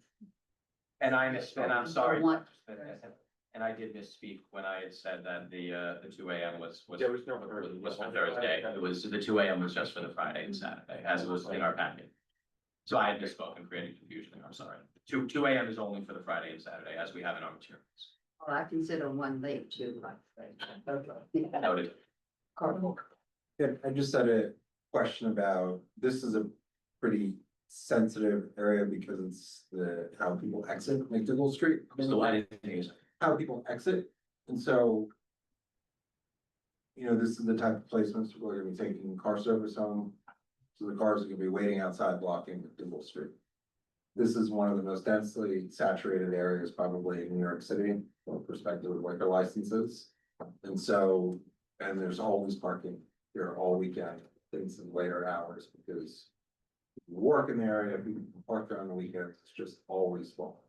And so even a car stopping for a few minutes actually has an impact all the way through this area of all of the for hire vehicles that come in and out. And generally, the higher end places, people aren't so concerned about moving as quickly when they're leaving. So it causes a lot of problems, and that's a bigger issue the later and later the operation hours are here, so what's the plan for that? Well, I think Carter, I mean, fortunately, this building is on the corner of Houston and, you No, know, it's not, It's not. the building is. yeah, but it's up from. It's off one, but you know, it's a few steps from Houston and, you know, just like when you're leaving, I mean, listen, So where do the cars stop? listen, as we all know, we can't control the car stop. That's an obvious point, but I mean, I do think that you have a favorable location here because of its extremely close proximity to Houston. I do think you can anticipate that a fair number of cars, certainly yellow cabs. I mean, it's very hard to get a yellow cab on McDougal, but it's pretty easy to get a yellow cab on Houston. But And so- everybody takes Ubers. Catching a yellow cab. Yeah. I mean, I think I gotta say, I think I'm one of the only people that is devoted to yellow cabs. Well, me too, I guess. Maybe I'm not as, But at 1 or 2 in the morning, you're not gonna be standing around on the corner here trying to hail the yellow cab. Yeah. Living in this area, you could be staying there for quite some time. I mean, look, you know, Carter, this is not a, And if a car's on Houston, and they come down McDougal, and they're actually clearing, they have to turn right into where Houston splits. And so it's going west on Houston, and it's actually turning up to go to Sixth Avenue and then further on up Bedford. So there's not a lot of places, but this is an area that's quiet. This is an R zone. This is not further north, which has an overlay. This is an exclusive R zone, which is why there were no sidewalk cafes before COVID. And this is just marking the extension of hours and dragging the whole late night operations from Bleecker Street further south. And this was sort of a relief valve for people leaving, especially all the vehicle traffic. Just to the north, McDougal Street is a nightmare. It is a living nightmare with double cars and the bike lanes. Absolutely. And this is just sort of exacerbating once people are out. I knew this is helpful because, you know, I was, you know, walking around West Village for last 2 months. And I decided for myself not to take any, you know, spaces on that side of McDougal that you mentioned. Because my concept is high-end restaurant and bar. The average check is something like $85, $100, and for Mercado $200. And we are tiny little small space for 47 seats. So we are not that part of the McDougal Street. So, and I need a quiet location. I look for that location. That's why we, you know, pay enormous money for the ourselves, because I need quiet space for my guests and I need, you know, neighbors and people. I understand that, but our experience with other high-end omakase places, even smaller than yours, is that there are cars always waiting outside. That's why, well, that's why I just bring that up, because this is the heart. I mean, I doubt that you can find many locations that would have a higher licensing density than right here. And that's just the issue, is That's my problem with that, Carter, is that you can't justify a rule past, no licenses past midnight on the for hire vehicle consideration. No, no, Because you, what I'm- by your own sort of logic, that's gonna apply anywhere. Yeah, right? I but mean, what it's- what's happening is that the service is expanding here.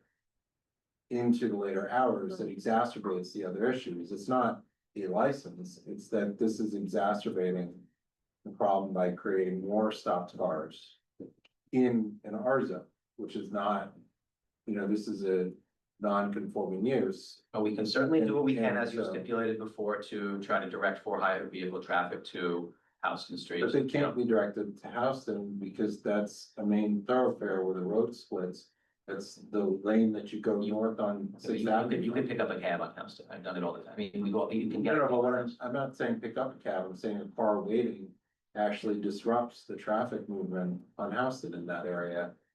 If it's past the dual. And I think you're describing a ubiquitous problem that that individual applicants are not capable of solving, and there isn't, there is. I will say to Carter's point is the part that the applicant is able to solve is the 2 o'clock in the morning. I mean, on a residential street with the for hire vehicles or even the 1 o'clock in the morning, when you have residential buildings that are right next door on the ground floor. Yeah, I mean, I realize, and I appreciate the honesty of the hours and everything, but it's significantly later than what was there previously. And it's a residential area and the black cars, realizing everybody can't solve for this, but it should be part of the equation, especially when you're opening up a high-end omakase style place, which people are going to go to in black cars.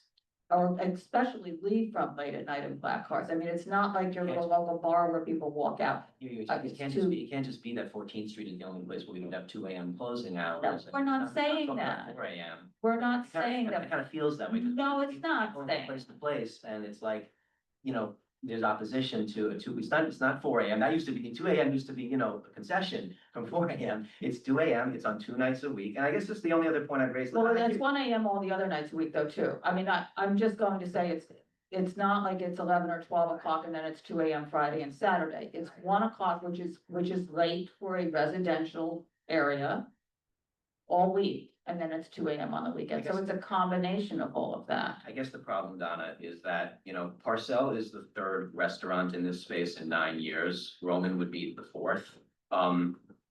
This space is only ever going to be a restaurant space. Right. And we can't just keep having a revolving door of businesses coming in and out of this space. We need to have something in here that has a chance to stay. And, I could tell you, I mean, I represented Parcel and they agreed, they asked for the midnight. That was part self-censoring, honestly, because we presented something that we felt you were gonna approve. And it's been tough for them business-wise. And I know that's not your only concern that you have to balance. Right. But, my worry is that, you say no to them here and you get someone else in who is willing to take another bet on midnight, that's gonna last 2 more years, and then you're gonna have another one and another one. And that's not a good one.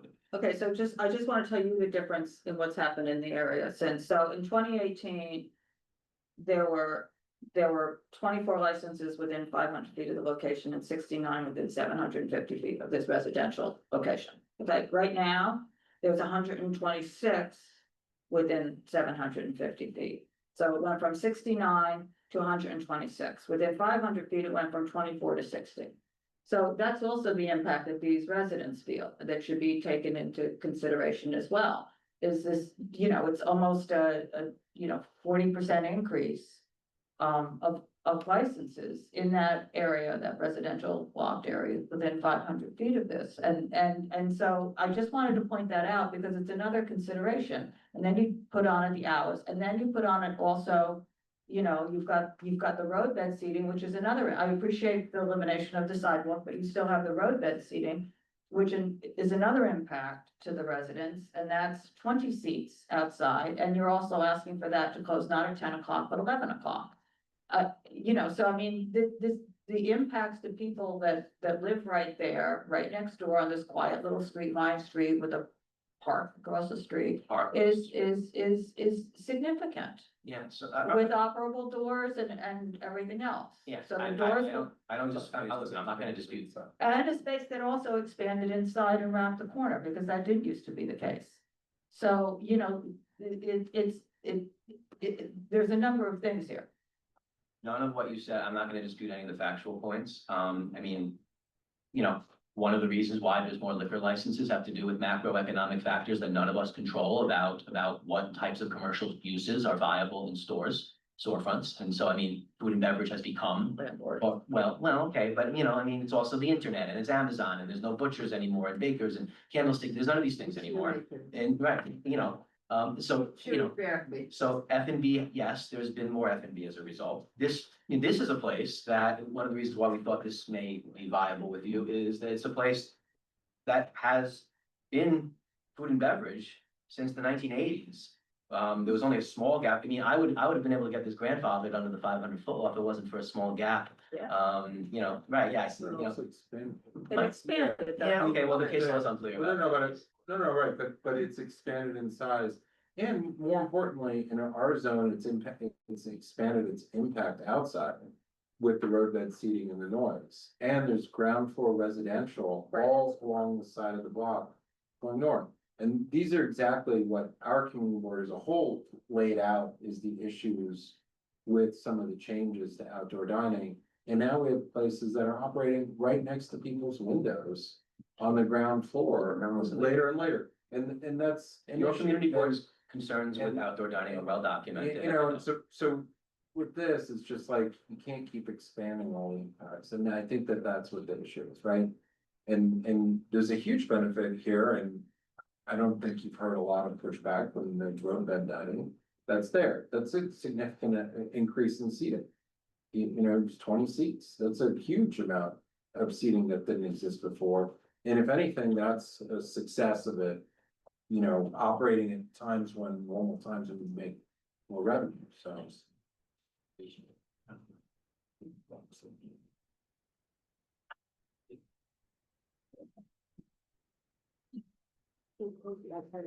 I'm just reacting to just seeing Yeah, what you're saying. I just want to add, we don't increase the number of seats because we have 46 seats in Parcel right now on First, on Dougal Street, and more than 30 seats on Houston Street. So we cannot expand the number of seats.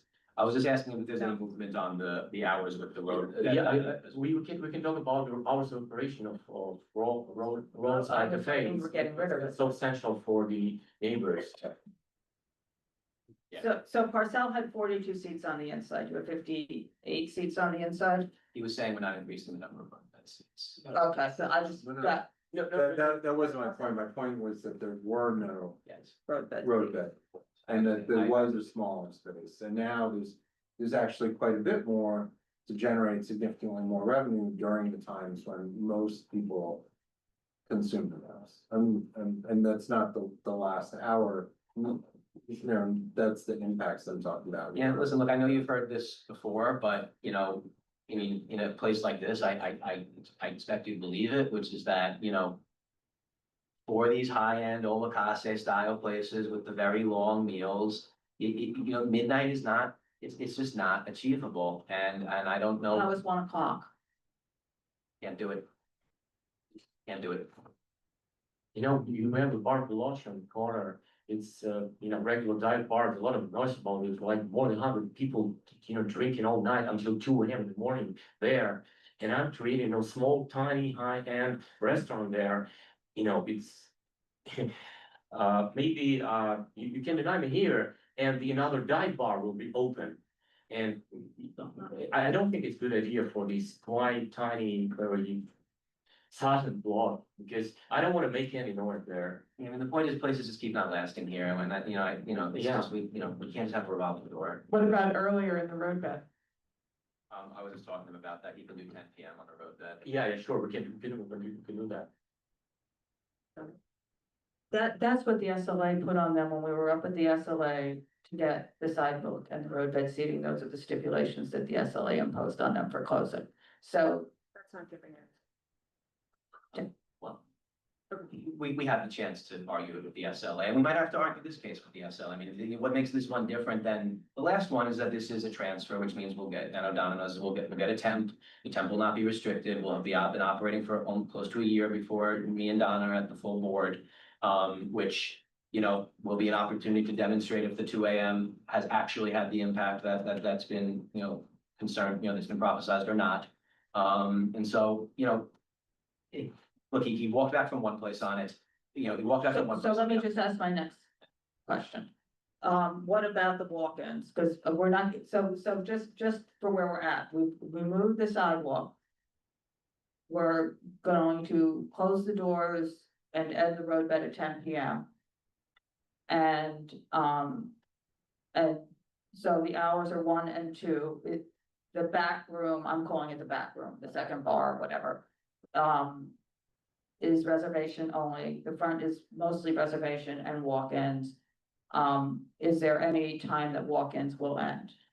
Well, I was just talking with him, we could do you one better. Listen, he thinks it's gonna be reservation only. We wanted the ability to have walk-ins, but he's. I don't have a problem with the walk-ins. I actually think it's nice to have Walk-ins, fine. walk-ins. That.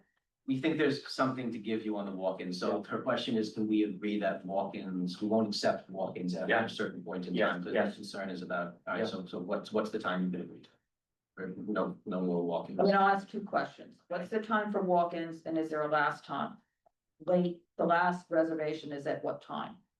So, first question is, are you gonna agree that after a certain time, we won't accept walk-ins as it were? And the second question is, you're asking for 2 AM, but will you agree to, you know, not have a reservation be made past a certain time? Like, for example, we won't take a reservation later than 12. Right. Yeah, because the experience that room takes like hour and a half, maybe more, so it will be. She's talking about the whole place, I think, Oh, the whole place. not just the, right? Yeah, okay, so let's do one at a time. Walk-ins, and we agree to a certain, Yes. so, okay, so what time? Donna, you have time? Seems like there's willingness here, so. 11? 11? 11? Yeah, we both say the same, yes. Okay, last reservation? Is there a time? Because again, closing at 2 means closing, so is there a time? Yes, well, we only 12. So we can, So I'm going to push back on that because if it's a 2-hour service. And you're closing at 1, Absolutely. why do you need 12? I think we were talking. I mean, it's a reservation and they're doing the omakase We were talking. style thing, you're saying it's an omakase thing, you need until 2 We were in the talking about morning. the 2 AM, yes, the Because- 12 for the 2, for the 2 Okay, AM. well, I'm saying for both, for the entire, for all the. Okay, well, we have to do it, we have to break it down. Okay, so for the 2 AM, 12 AM, So so no 12 office AM. past 11 is number 1, number 2 is for the And 2 AM. Friday and Saturday, no reservations past 12. Right, now, would you like a similar commitment on the 1 AM closings for the rest of the week? Absolutely, because I don't want people, I mean, the point is to not have No people, problem, so no reservations past 11 on the 1 AM. okay. And the music is background only, I'm not saying, I'm saying, okay, just so when we go to Absolutely. our business session, we know what we're Yes, discussing. background music. Because this is it with the hours are 1 and 2, you've been very clear on that, I just wanna, okay. And the doors are closing at 10 PM. And the roadbed seating is closing at 10 PM, Correct, and the sidewalk has been removed. and the sidewalk has been removed. And it's background music only, and there's no use of the door on Houston, Correct. there's no TVs, and how many private parties about a year, just in case? Buyouts of the whole place. Yeah, the entire But place. it times a year, but you wanna have a buyout. Yeah, just 10 questions, but I don't know, right? Well, usually people say 12 or something like that. Per year? Per year, yeah, the entire place. Entire place. Entire place. The entire place, not the back room, not a table or 2 in the front room, the entire, Not more than 12, because I'm not planning to, close whole okay, private room. And if Okay. that bothers you in your business session, you could do less, you said 12, because I threw that out there. that's. No more than that. Kate, did you have something? Just a clarification, how are you reserving the omakase tables? Is it through TOC where people prepay? I think if we prepay through the Resi or open table, Okay, yeah, it should be prepaid, definitely. okay. Okay, does anybody else, anybody have anything further? Okay, is there anybody here from the public on this one?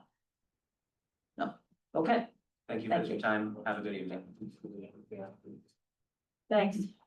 Okay, so the next one is, 171 LLC at 171 Mott Street. This is an on-premise for a restaurant. I think it's item C1. No, it's not. It's item C3.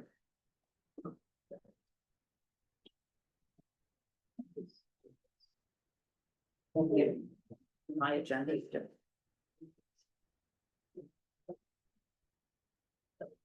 Apologize. Is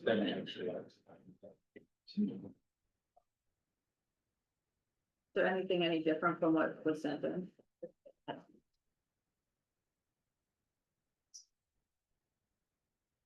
Yeah, but it feels, yeah.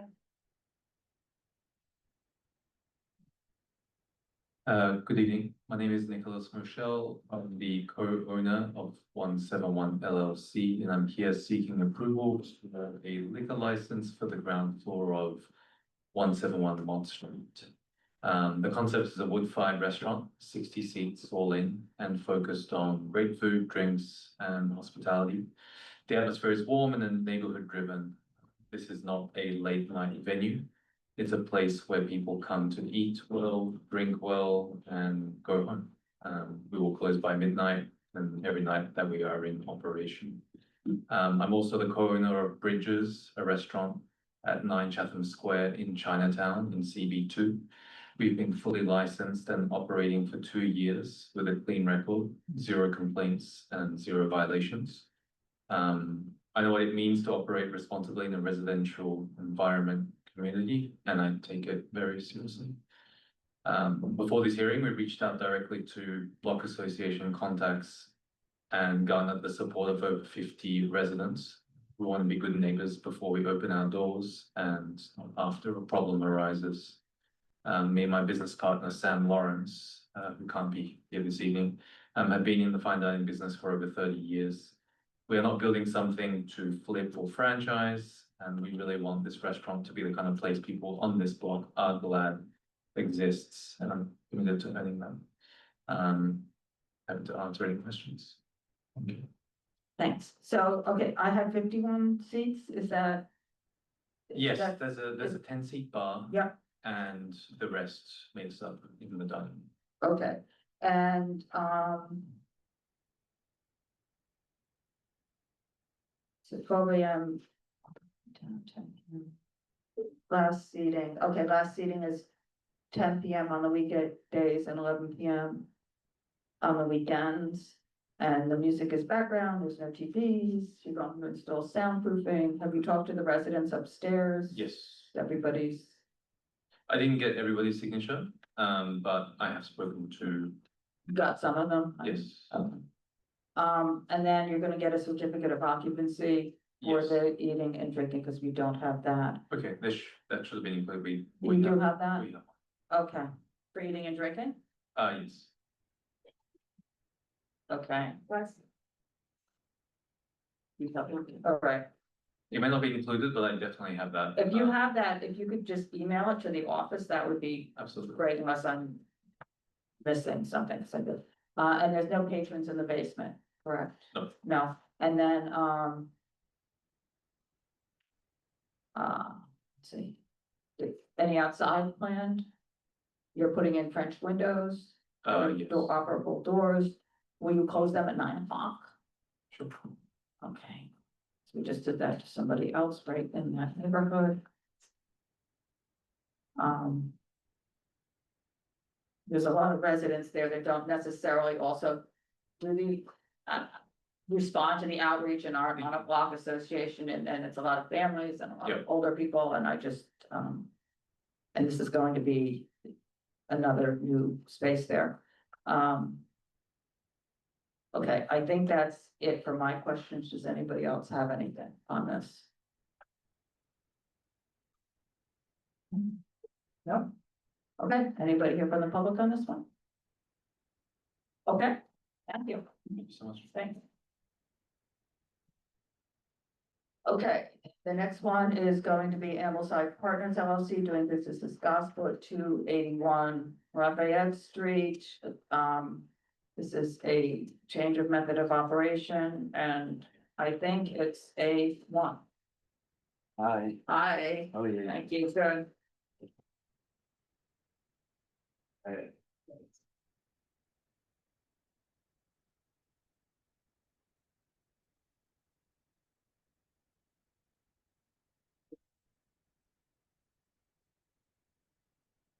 That's exactly what. Yeah, hi, go ahead. Hi, guys. See you again. Yep. So, I feel like deja vu here, but we Exactly. unfortunately, Terry Flynn, who's our liquor law, is supposed to be here. He's just lost his brother, so we only found out late yesterday. So I'm afraid we're unrepresented again. And are you okay with that, or are you coming Yeah. back again, or how are we handling I this? think we're okay with it, because I think we can answer most questions, so yeah, we're okay with that. Okay, So just a quick recap from where we got to last time. You've seen the application, it's an alteration, but also a change in method of operation, to a tavern. We're also, there you go. We're also expanding, the upstairs, and, again, we've brought some neighbours in support. One of the key things that we've been working on, I think we touched on this last time, over the last 12 months, is to try and find a way that we can be a viable business at the same time as our neighbours living peacefully. And that involved two main components. One was a level of soundproofing, and I've actually asked our sound engineer to come because there's a lot of new technology, there's a lot of new methods, and we've gone to significant expenditure, probably now over the last year over $1 million that we've had to beg, steal and borrow to actually create a establishment where we're not disturbing the neighbours. That's one portion we want to quickly give you some information on. The second is how we're actually monitoring the sound levels in a sort of innovative way for the neighbours, actually in the neighbours' buildings. So it's not actually just what is emanating from our establishment, it's what impact that's having within the two adjacent buildings. And the third element is the street issue that was a challenge. Excuse me.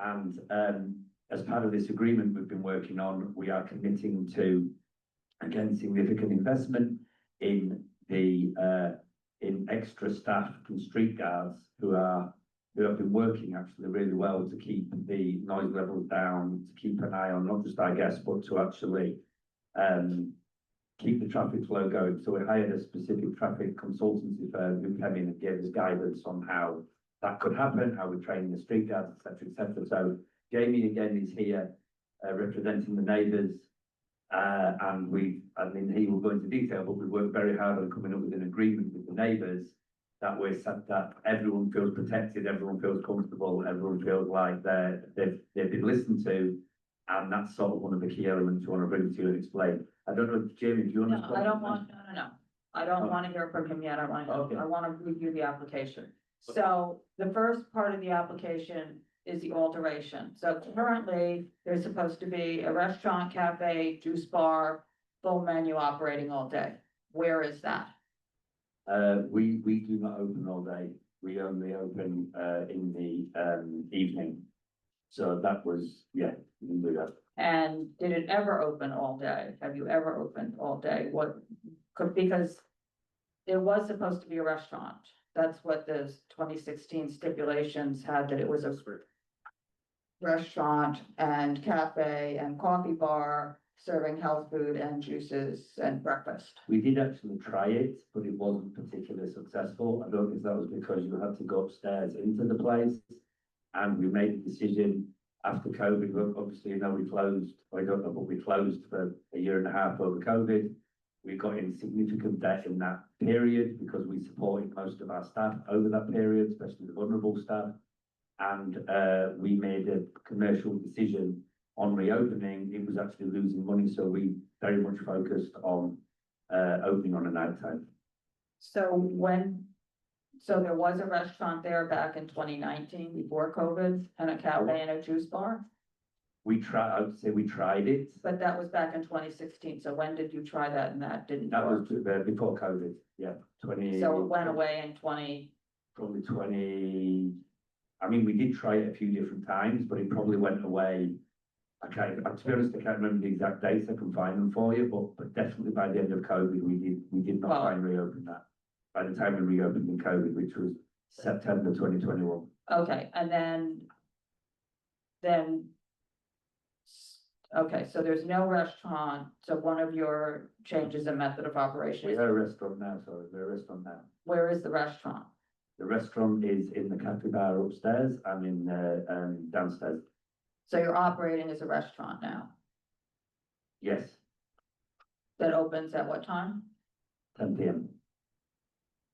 That's, okay, so your restaurant opens at 10, Yeah. and that's upstairs?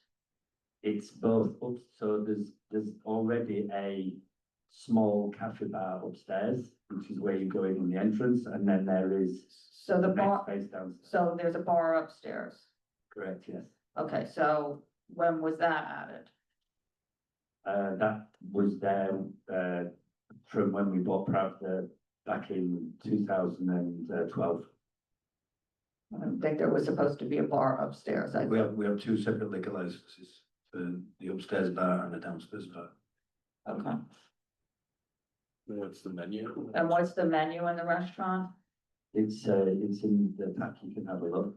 So that's the late night menu, says. And that's essentially the menu. So there's no restaurant during normal restaurant hours, it's just the late night menu.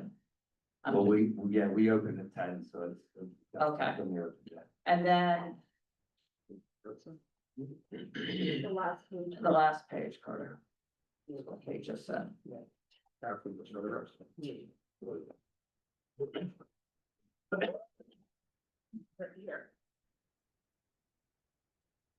And, okay, Hold on a second. What- This, it's the late night menu. yeah, but the. There's no breakfast, Yeah, the lunch. definition of a full restaurant is serving meals regularly associated with each meal. So I don't know if this meets that requirement, just Okay. saying that. Okay, and then the other change in method of operation, what else are you here for to do in the change in method of operation? That's to be a tavern. So you're gonna get rid of the restaurant, No, we want to keep the food element. so then what does the tavern mean? My understanding is the tavern means we're allowed, live music. Restaurants can have live music. Okay. We were advised that, we should become a restaurant bar tavern. And that should be our change in method of. And what does that then, so tell me what all that means. I don't know, we were advised on that. That would mean we will be allowed to have music. I guess, yeah, tell me what you want to be able to do regardless of what it's being called. To have music later, within our, operation. And DJs? Yes. Okay, and so that's the change? Yeah. Okay, so when is this change taking place? I don't know when this, comes through. So you haven't had DJs and you haven't had live? We do have DJs for special events, yes. We have music that plays, when we're open. Okay, so the music is supposed to be at background levels.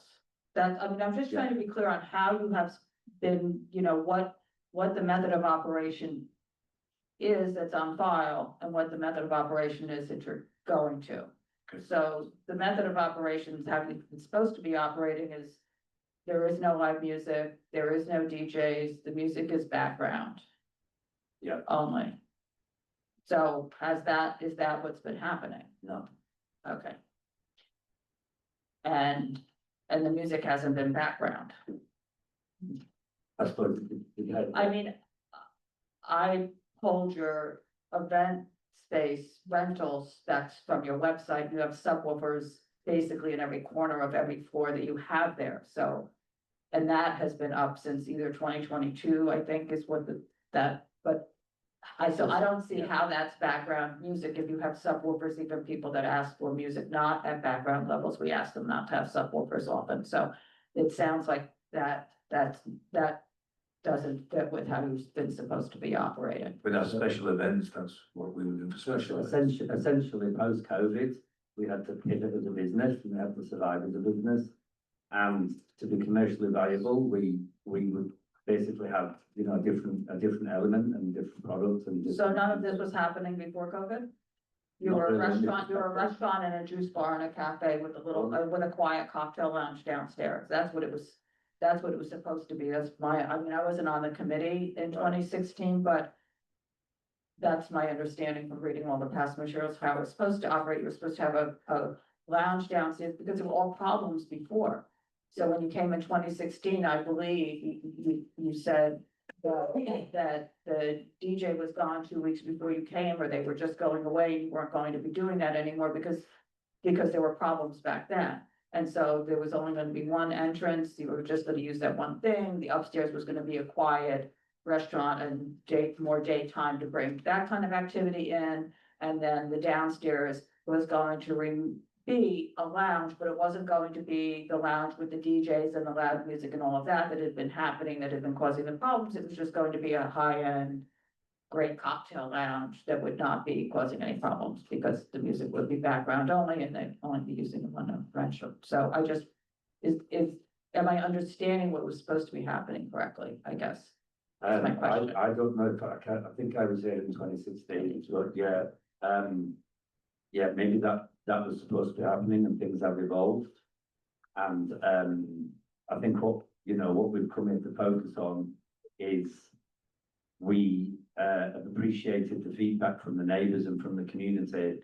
A year ago, we started far more communication and to try and proactively engage with our neighbours in the community.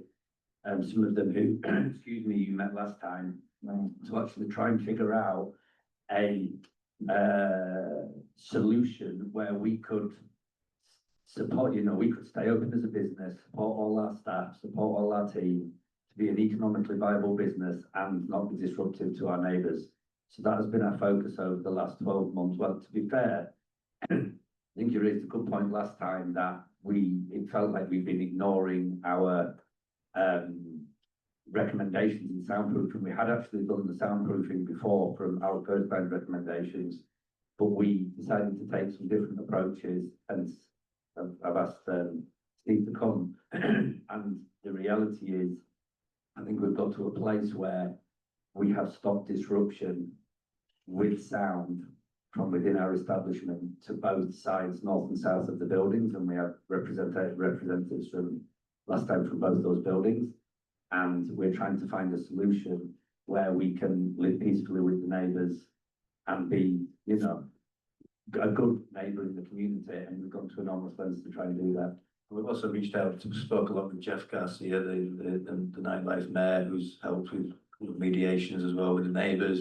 We've met several times, and as you can see now, we have the neighbours supporting us and the changes we want to make. So I'm just sort of very confused because you said personally that you would never have DJs here in 2016. And we've got extensive letters from the residents at that time, all the problems, and that was the promise that you had made. And so now you've just gone and done whatever in the last 10 years and created a whole late night environment that doesn't even open until 10. I've personally been stopped in a vehicle by your staff telling, oh no, you have to stop. Well, I'm just saying now it's one lane. And there's noise everywhere, over the years. It's only recently been fixed. Yeah. And now it's like, oh, we have to keep our business up.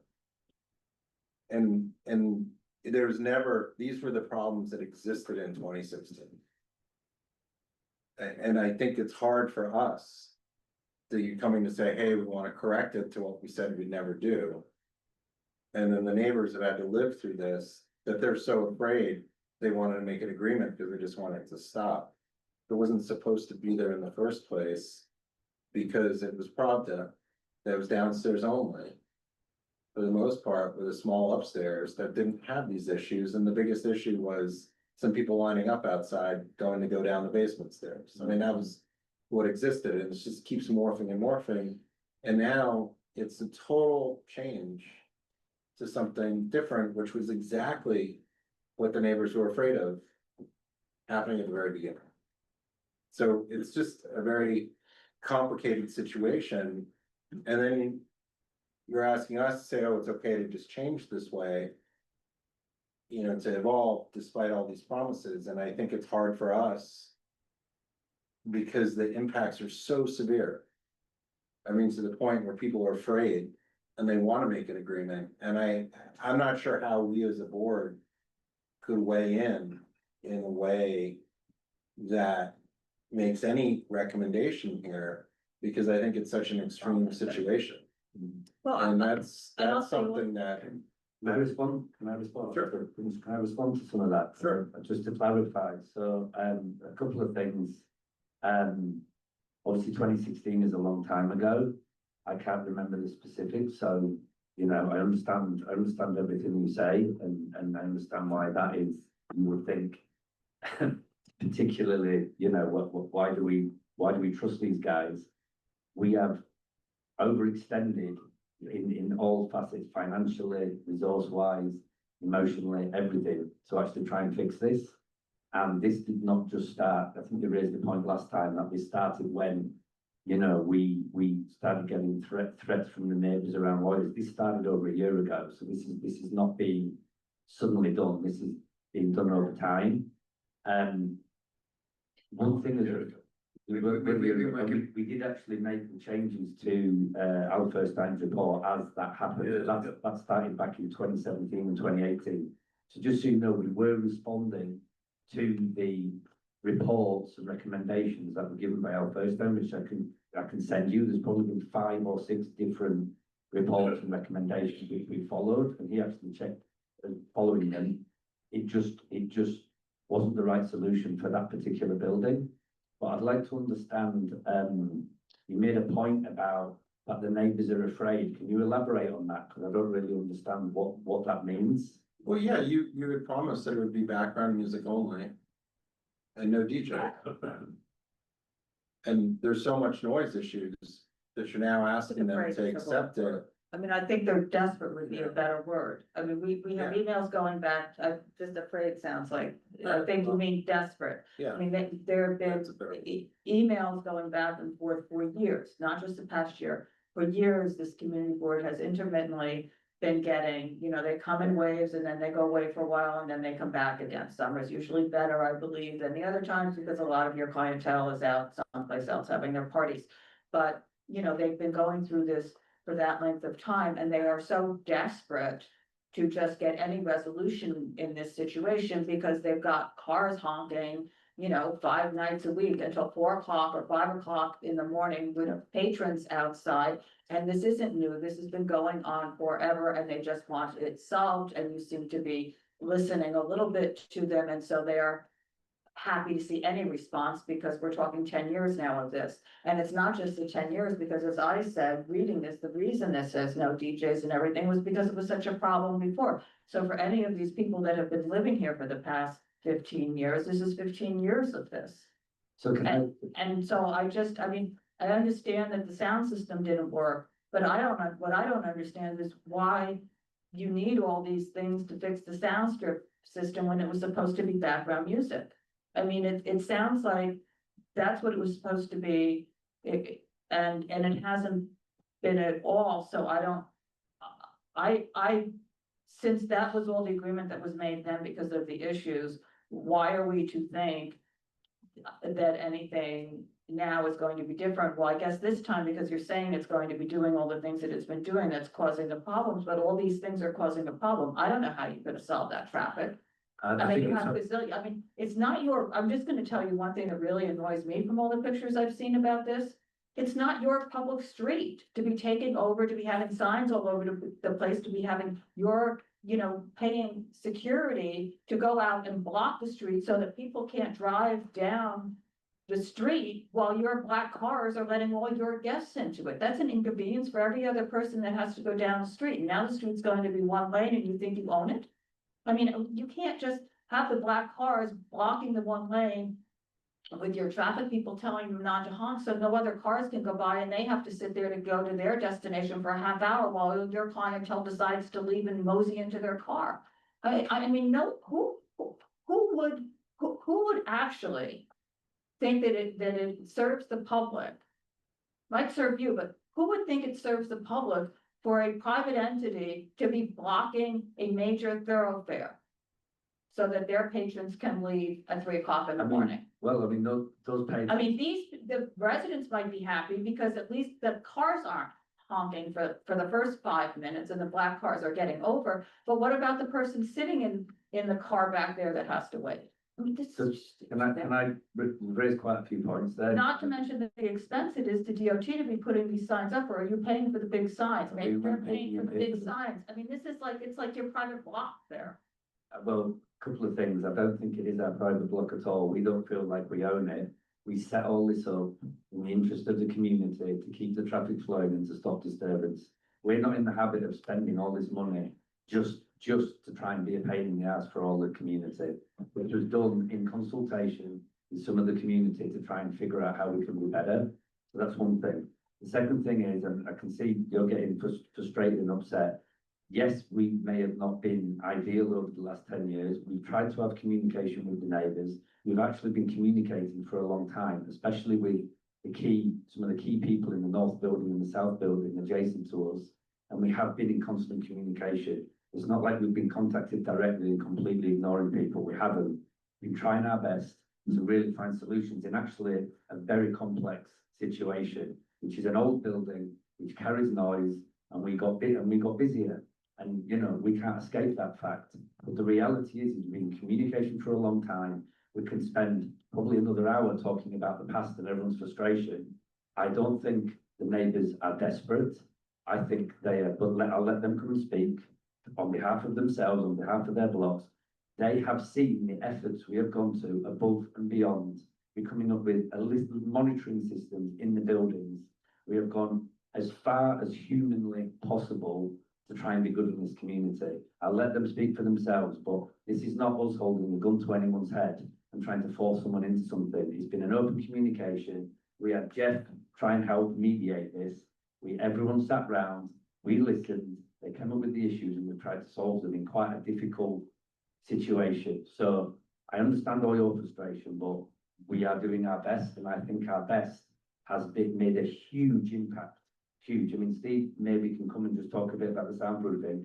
It was loud and we had an issue, and we did all the things that our business desk did, and now we have a new system, and it is my best. I mean, do you want to come up? Can Steve come up and tell you how we've gone through it? Just to add to this, you know, you said you're getting complaints, but this was from some neighbours who did not have a direct line to us a little while ago. So once they did, we have resolved their problems as well. But I just want to go back to something that Donna was trying to establish in the beginning here. I mean, your current operation is not what's on file with the liquor authority. Do you agree with that? Yeah. Okay, so you're operating a late night club with DJs. You have dancing. Sometimes, yes, You sometimes. have DJs, dancing. These are all things that are contrary to your liquor license. And, you know, some places with those are pretty significant violations. And you've been doing that for years at this point. And so I guess it's sort of, I don't know, it's just a strange situation. I really think that this should be put in front of the members of the liquor authority to review, because the question is, you know, that's why they have all these rules. Yeah. Is that so people don't do it. And you guys didn't even know the rules when you were here last month, the stipulations that were attached to your license. And so I just find that that's very concerning. Can I just raise one more point again about, you sort of, it was implied about implied that because these issues have gone on over the last years, there's a, you know, why should you believe us for now, which is the last point you made. I think, and again, don't listen to me, listen to some of the neighbours.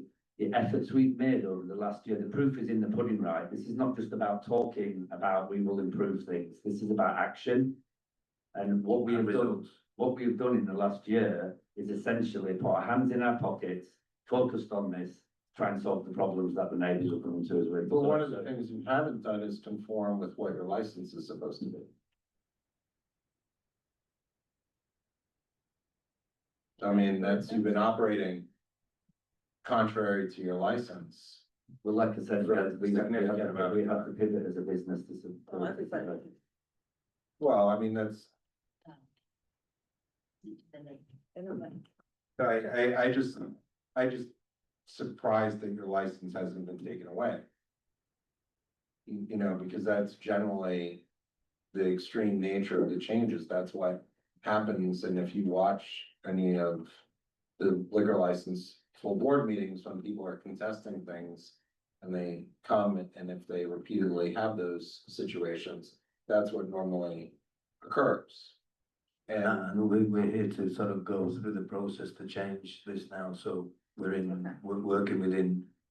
Right, so why wouldn't the first step be to conform with what your license is? And then go through the process to change it. I mean, that's normally what the steps are. I mean, correct me if I'm wrong, but Donna, but that's. Yeah, no, that's what I would think, and the number of events, I mean. You have events. Oh, right now, I'm not saying I'm advertised, but you have 3 or 4 nights a week with these events. Would you say that's not accurate?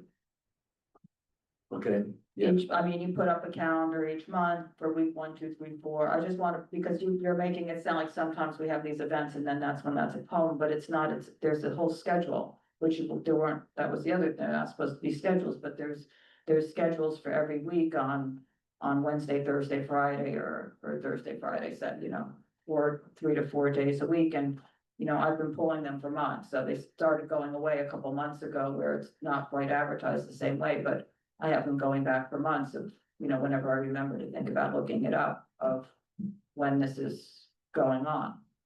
So. No, yeah, I'm just, in 2016, it basically says, whereas the neighbors living in the immediately adjacent residential building previously appeared to complain about loud entertainment level music, emitting a loud monthly bass sound from the premises every time the front door was open to premises until 3:30 on a frequent basis over the last 2 years. Also shaking, vibrating portions of the adjacent building where the residential neighbors reside. Whereas such music levels are in violation of the operator's prior agreement with CB2 previously incorporated into their existing license for music at background levels. Where you guys had appeared with your attorney and agreed to stop playing loud music and promised to work with the neighbors to install soundproofing at the premises to prevent further disruption, you retained acoustic log. And provided a date where the licensee agreed to perform and abide by all the recommendations relating to the sound system, recalibrating, et cetera, et cetera. You also agreed to have security present, later night hours. And you also entered into a pretty extensive stipulation agreement, whereas part of that agreement is the music will be quiet background levels inside the restaurant or bar, and there will be no live music, DJs, promoted events, scheduled performances, or any events for which a cover fee is charged. That you'll be a restaurant, and a number of other things. There'll only be one entrance exit for patrons after 10 p.m. And those were all the things, and nothing. There's been no appearance before us since then to change it with that. And so everything that's happening now is actually contrary to all of that.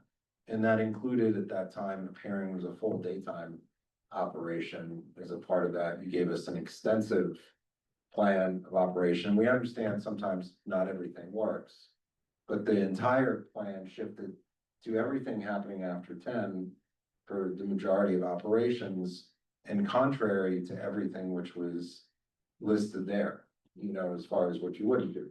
So that's a pretty extreme case of going to whatever lengths in order to keep the business running That's not normally what we have seen. Yeah. Through code, right? People might change certain elements, but this is everything. And we, So- you know, if we, with hindsight, we would never advise to come back here. We have just been plowing on trying to, you know, keep the business going. If we would never say. But you have the same attorney and you've been following renewals and presumably Yeah, your I think attorney's been in communication with you every 2 years through the renewals and asked whatever questions, if anything's changed, or you've signed the renewal forms, which clearly say that. Yeah, and I get that, but we, you know, we never thought through, we should have come back, basically, that's just being honest. Okay, I think. Might seem very naive, but we, you know. I think what I'm gonna do is just go to the public, so I have Nina Roberts.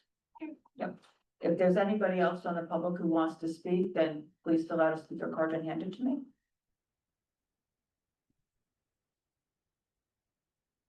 Hi, I'm Nina Roberts and I live on the corner, the southeast corner of Lafayette and Prince Street. And this has been sort of a long saga. And I spoke last month, so I don't know whether I should repeat what I said then. or not. Consolidated version, please. Yeah. So I am not impacted by any of the music or vibrations. I don't live next to the club, but for me, it was honking. So because of all the cars, double parking, dropping off, picking up, it was insane. It was sort of like a gridlock type of situation right outside of my bedroom window with people leaning on the horn from 2 until 5 in the morning. So we live in a somewhat noisy neighborhood in terms there's a fire station, there are garbage trucks, there are cars, there are Mack trucks slamming on their brakes in front of my bedroom window, but nothing has ever compared to this honking. It was insane. So I started complaining various ways. Honestly, nothing really happened until we spoke to the brothers who own it, and Mike and James. And so I feel personally kind of torn because I think they're nice guys and they're very responsive. Anytime I text, they respond. They put the guards on the street. That has really, I mean, I think it's eradicated like 99% of the honking, at least for me. So that's all very positive. But you know, there's part of me that thinks, okay, are we really being naive here that, you know, they were operating in ways that they shouldn't have been operating? So once this liquor license gets signed or whatever, they could pull the security or the traffic guys, or they could, you know, something could happen. I mean, I feel like we're just trusting them and hopefully it will work out. A few weeks ago on a Sunday night, you know, usually when Sunday comes around, I'm like, oh my God, thank God, I can just, it's quiet, I can just sleep. There was like a freak situation, there was a party and there was honking, like gridlock honking. This is maybe 3 weeks ago. I think it was post World Cup outside my window at 3 a.m. and I was livid on a Sunday night because I feel like that's the one night I know like I can sleep and I have to work the next day. So I sent a slew of very nasty texts. I was really pissed off. They did respond and they apologized and they felt terrible and they said it was just like a one-off thing. So, you know, I don't know, is it a one-off thing? Is it gonna be like this, you know, here and there? I don't know. So I just feel like all I care about is sleeping.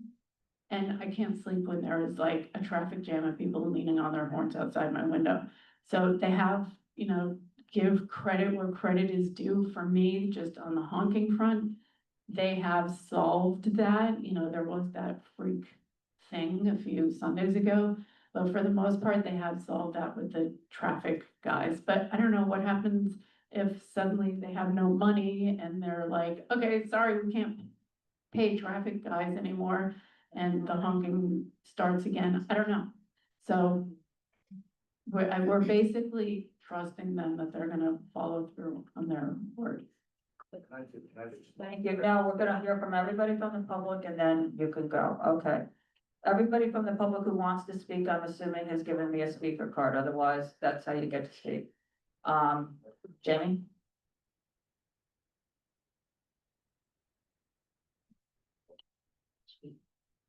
All right, good evening, everybody. I'm Jamie Ansert from Cozen O'Connor. I'm here representing the Board of Managers of 285 Lafayette and 57 Prince Street, which are the two adjacent buildings to the licensed premises here.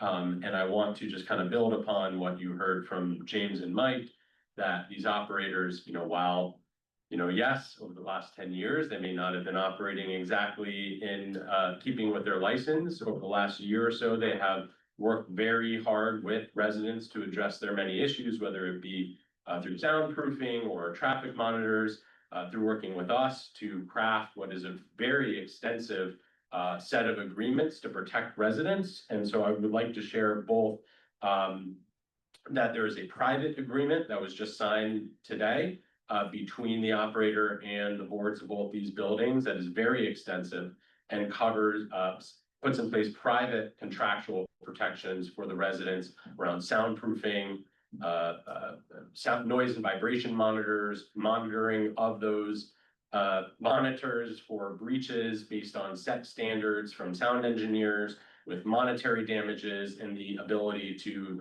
essentially shut down Ambleside's operations if there are several material breaches in a certain period of time. Without going into the rest of the private agreement, I have put forward a set of draft stipulations for the community board to review, kind of in your format. Would have been nice to get that ahead of time, Yeah, since well, we knew this meeting was happening. I completely agree with you, unfortunately. Because we have to discuss this tonight, we have not. I completely understand and wish that this had been finalized prior to today. I'd be happy to present these proposed steps to you, which reflect the key terms of the private agreement, along with letters of support from both 285 Lafayette and 57 Prince Street. If the community board were to move forward with this application and adopt these stipulations, we believe that would go very far to protect, in particular, the residents of the adjacent buildings. There are other residents here who are not members of those buildings, but were part of the conversations who may wish to speak. But I think the feeling from these buildings are that the operators of the establishment have worked very hard to address the concerns primarily around noise and traffic, and that there are very significant protections in place, both through the private agreement and through these draft stipulations, which we regret not being able to share with you in advance.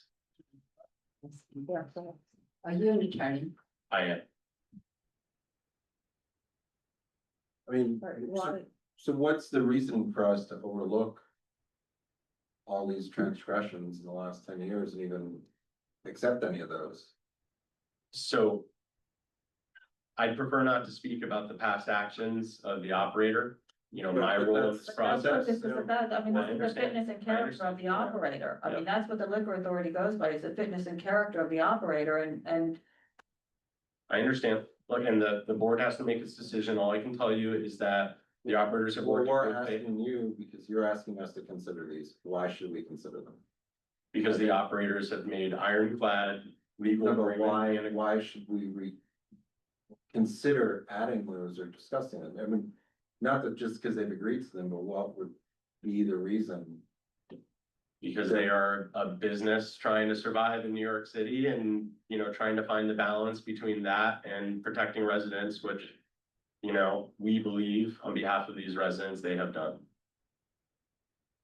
I really would prefer not to speak to their fitness and character as operators over the last 10 years. I don't have. That's direct what you're knowledge of that. asking us to ignore. us to overlook. And it's the same conversation that I think that if there is opposition, that the members of the authority, of which there are three, would want to know. So, and I think that that's the issue here, because I think that this is not any pattern of a situation that should occur. So it's such an outlier situation that we're put in a position where just because an agreement is made, that somehow that overlooks all the other issues. And so it sort of undermines the entire process of why, why the liquor authority exists. And why there are applications and why there are agreements. And so. I mean, look, and the residents can speak to this. I think the reality is that these residents would rather have an agreement in place with operators that they feel are responsive to their concerns and working in good faith to address those concerns than another operator or another licensee. And that's the calculus they've made. And, you know, they've received adequate assurances to feel like that they can, you know, not just trust, but verify through this pretty ironclad private agreement and these stipulations, which I hope you'll review, which are quite extensive. But, you know, I can't recommend, you know, I'm not here to give my opinion. I'm here to No, give. but what the you opinion could of have the done is residents. at least sent us what you're asking us to review now at this meeting. I mean, you Yeah. totally sidestepped any process having to do with us, honestly, with the community board. I mean, you're asking us to incorporate stipulations that we haven't even read. We're here at our meeting tonight. Yep. And you've been working on this for months and you couldn't send anything at 4 o'clock this afternoon for anybody to be able to read? I mean, whatever ironclad agreement that's your private agreement that nobody has access to other than your people in your buildings is, I guess, between you or them. I mean, that has nothing to do with the liquor authority either, because that's not going to be part of their liquor license, because it's some private thing between your buildings or certain residents of the buildings or whatever. I have no idea, because it's private. Yep. But, the other part that you're asking us to incorporate into, I think is, not helpful to hear about that at 9:20 at night for something that has been laid over for months on end, that you were here last time for, and we have no idea what it says. And so I have never been put, I mean, I don't know, the whole situation is pretty unusual. I agree. You can say all of that, but I don't know how you asked us to sit here tonight on our time and discuss this at our business session with something we haven't even seen yet. But I mean, I understand your it's pretty frustration. inappropriate as far as I'm concerned, but. I understand. I'm doing my best as a representative of the residents. Unfortunately, the agreement was not reached until literally. But you have one agreement, but you're asking us to do something else. No, I That understand. doesn't need to be part of that agreement. Somebody could have sent us whatever stipulations you're even considering having with them to our committee, so our committee would have had an opportunity to read them or something. I mean, if there are all these ideas that your community had rustling around, usually what people do, what block associations that we usually deal with do, is they send us the stipulations that they'd like to see incorporated that they're working on. Then they come to the meeting and they say, oh, we've decided on this, this, and this, we've reached an agreement with them. You've done none of that. We have absolutely zero idea of what's in here. Yeah, and this is very unusual. I mean, I've actually never seen the kind of private agreement aspect of this, and that's what made this unique. In that we didn't feel ready to put forward the stipulations till we had a kind of overall agreement, and I completely understand. I mean, I think when we just have to get agreement of both parties to share the private agreement, but again, the key terms are laid out here, and, you know, I'm happy to hand this to you now. I understand. And Why don't you just do bullet points, just so we have something on the record, because scanning them to me isn't going to get it on the record. Or would you like me to read some of the bullet points on the record here? So, one, the license, so the following stipulations directly reflect an agreement between Ambleside partners and representatives of 285 Lafayette, 57 Prince Street. The licensee will ensure that no more than a de minimis amount of noise can be heard outside of the licensed premises. Will ensure through the use of soundproofing and sound limitation devices that no audible noise can be heard in any adjacent resident units. No noise will violate the sound code. And then they'll do this through the use of sound monitoring devices in adjacent residences paid for by the licensee. Ensure that no vibrations caused by the licensed premises are present in adjacent residences that would cause disturbance. I'm going to summarize things more quickly. We'll conduct a full sound engineering evaluation. you affirm that the licensed operation will not create audible noise adjoining residences prior to opening to the public. We know they're open, but I guess this would be once the license is approved. Will not have amplified live music or DJs other than in the cellar portion of the licensed premises. Will retain and make available a licensed acoustical engineer at the applicant's sole cost to analyze the sound monitors that we've mentioned. So just to dig into that for 1 second, the idea is that there will be these permanent sound and vibration monitors in the adjacent residences of each building that can be monitored in real time, both so that the licensee can make adjustments in real time if they see that they're going above the set There limits. should be a set limiter that is set that they can't go above any, I mean, this is. Yes, and they are. This is what people do, this is insane, I mean, I just want to point out this already exists. yeah, this is what was supposed to be there, they're supposed to be following the noise code as it is, I mean, Right. everybody's supposed to That's the follow the noise code, that is what you're supposed to Right. do when you're operating, so Right. putting that in some private agreement, or us putting that in, that We doesn't all make know any the sense, reality you're is that supposed to. enforcing these things is quite But difficult, I just, so that's. just to go back, in 2016, there was an extensive sound report that had listed out a significant number of steps and et cetera to take, and that was agreed to be followed, and one of those was all those steps were to meet the existing sound code. Mhm. So I think that that's why, what the issue is, I when hear you. you're saying it's here again, well, we already did that.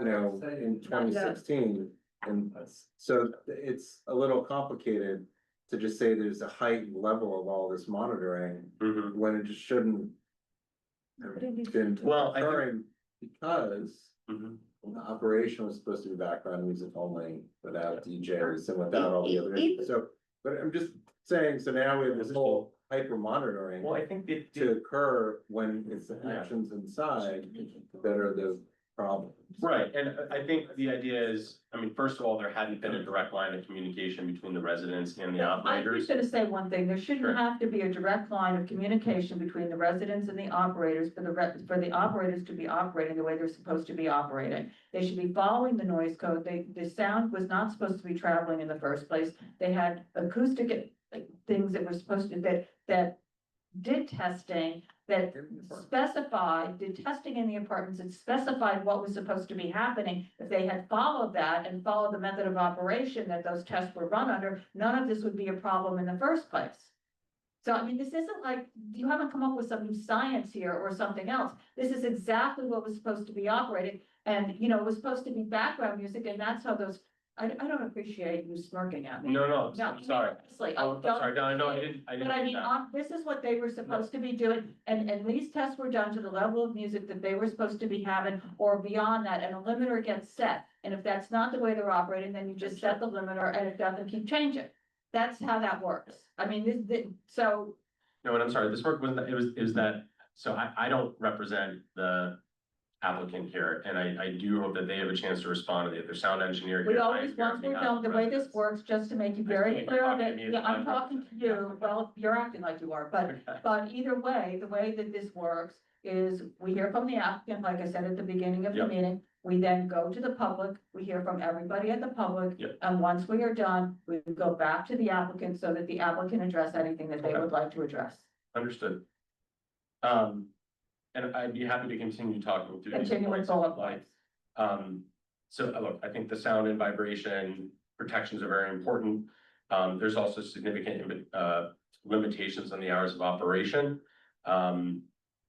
There being kind of, I don't want to go through the whole thing, but kind of lounge only hours. So for instance, from 5 PM to 11 PM on Monday, Tuesday, Wednesday, Thursday, Friday. And then late night hours, Wednesday, Thursday, Friday, Saturday. With the ability to operate on Sunday by request only. So the idea is that there will be kind of quieter lounge type operations in the earlier evening hours, you know, before they go on to the kind of the more late night operations. There's also an ability to operate beyond those hours on holidays, certain holidays, and during special events upon requests and approval of both of the adjacent buildings. There are various restrictions on those lounge only hours to prevent, you know, kind of, for instance, to limit the capacity. Advanced ticketing is required. No space shall be operated primarily as a dance floor, again, trying to move away from kind of club style operations. And then we get to really the traffic coordinators where, you know, working with Heather and residents for which, for whom the traffic is a major issue. You know, we've kind of set clear parameters for the number of traffic coordinators needed during certain times. With the major issues being from 11 PM to 4 AM on Wednesday, Thursday, Friday and Saturday, but we kind of lay out, you know, whether there's 2, 3, or 4 coordinators needed during those times. No outdoor operations, closure of all exterior openings, trash pickup. These are kind of more minor things, but they are extensive in terms of addressing kind of all of the various nuisances that could be caused. But I think the main thing is really the noise considerations, the hours of operation, and the traffic coordinators are really the 3 primary things. I just want to say I share, you know, I wish this had been completed prior to today. I actually drafted and printed this document about an hour before we came here. It's not how I like to do business. It's not how any of us like to operate. Unfortunately, there were just a lot of open issues that had to be resolved here. The residents have day jobs and we're working around their schedules, and they've taken a lot of time to be here tonight. But you know, all in all, I'm here to share the support of 285 Lafayette and 57 Prince Street. And I'd be happy to share this document along with your letters if you'd like. Yeah. And I do apologize for not being able to share these in advance. Thank you. And I meant no disrespect. Thanks. Okay, is there anybody else from the public who wants to speak on this? Yeah, come on up. Yeah, sorry, Allison.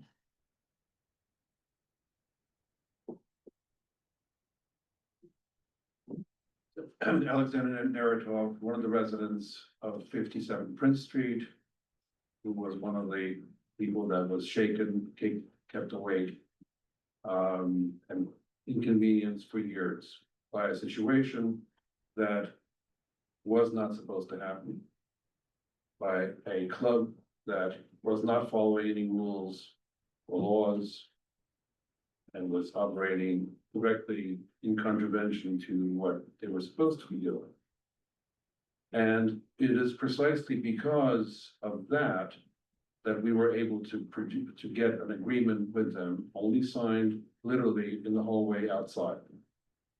That has real teeth. I think this gives us, the 2 adjacent buildings, a level of control over their operation that we would not get anywhere else under any other circumstances.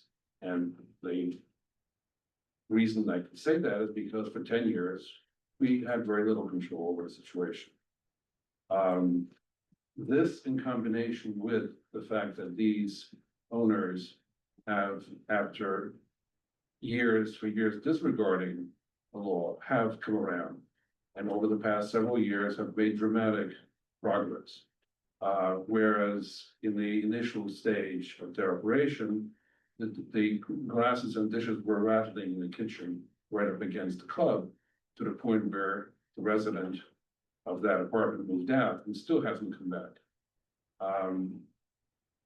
The situation now is such that the sound levels in that apartment have dropped down to be inaudible. The vibrations are down. The traffic has improved dramatically. And I feel that the only way we can exert that level of control and create a space for ourselves and where we can live peacefully is through this agreement that, yes, it took a very long time to negotiate. It was very complicated. You know, it's only ready today.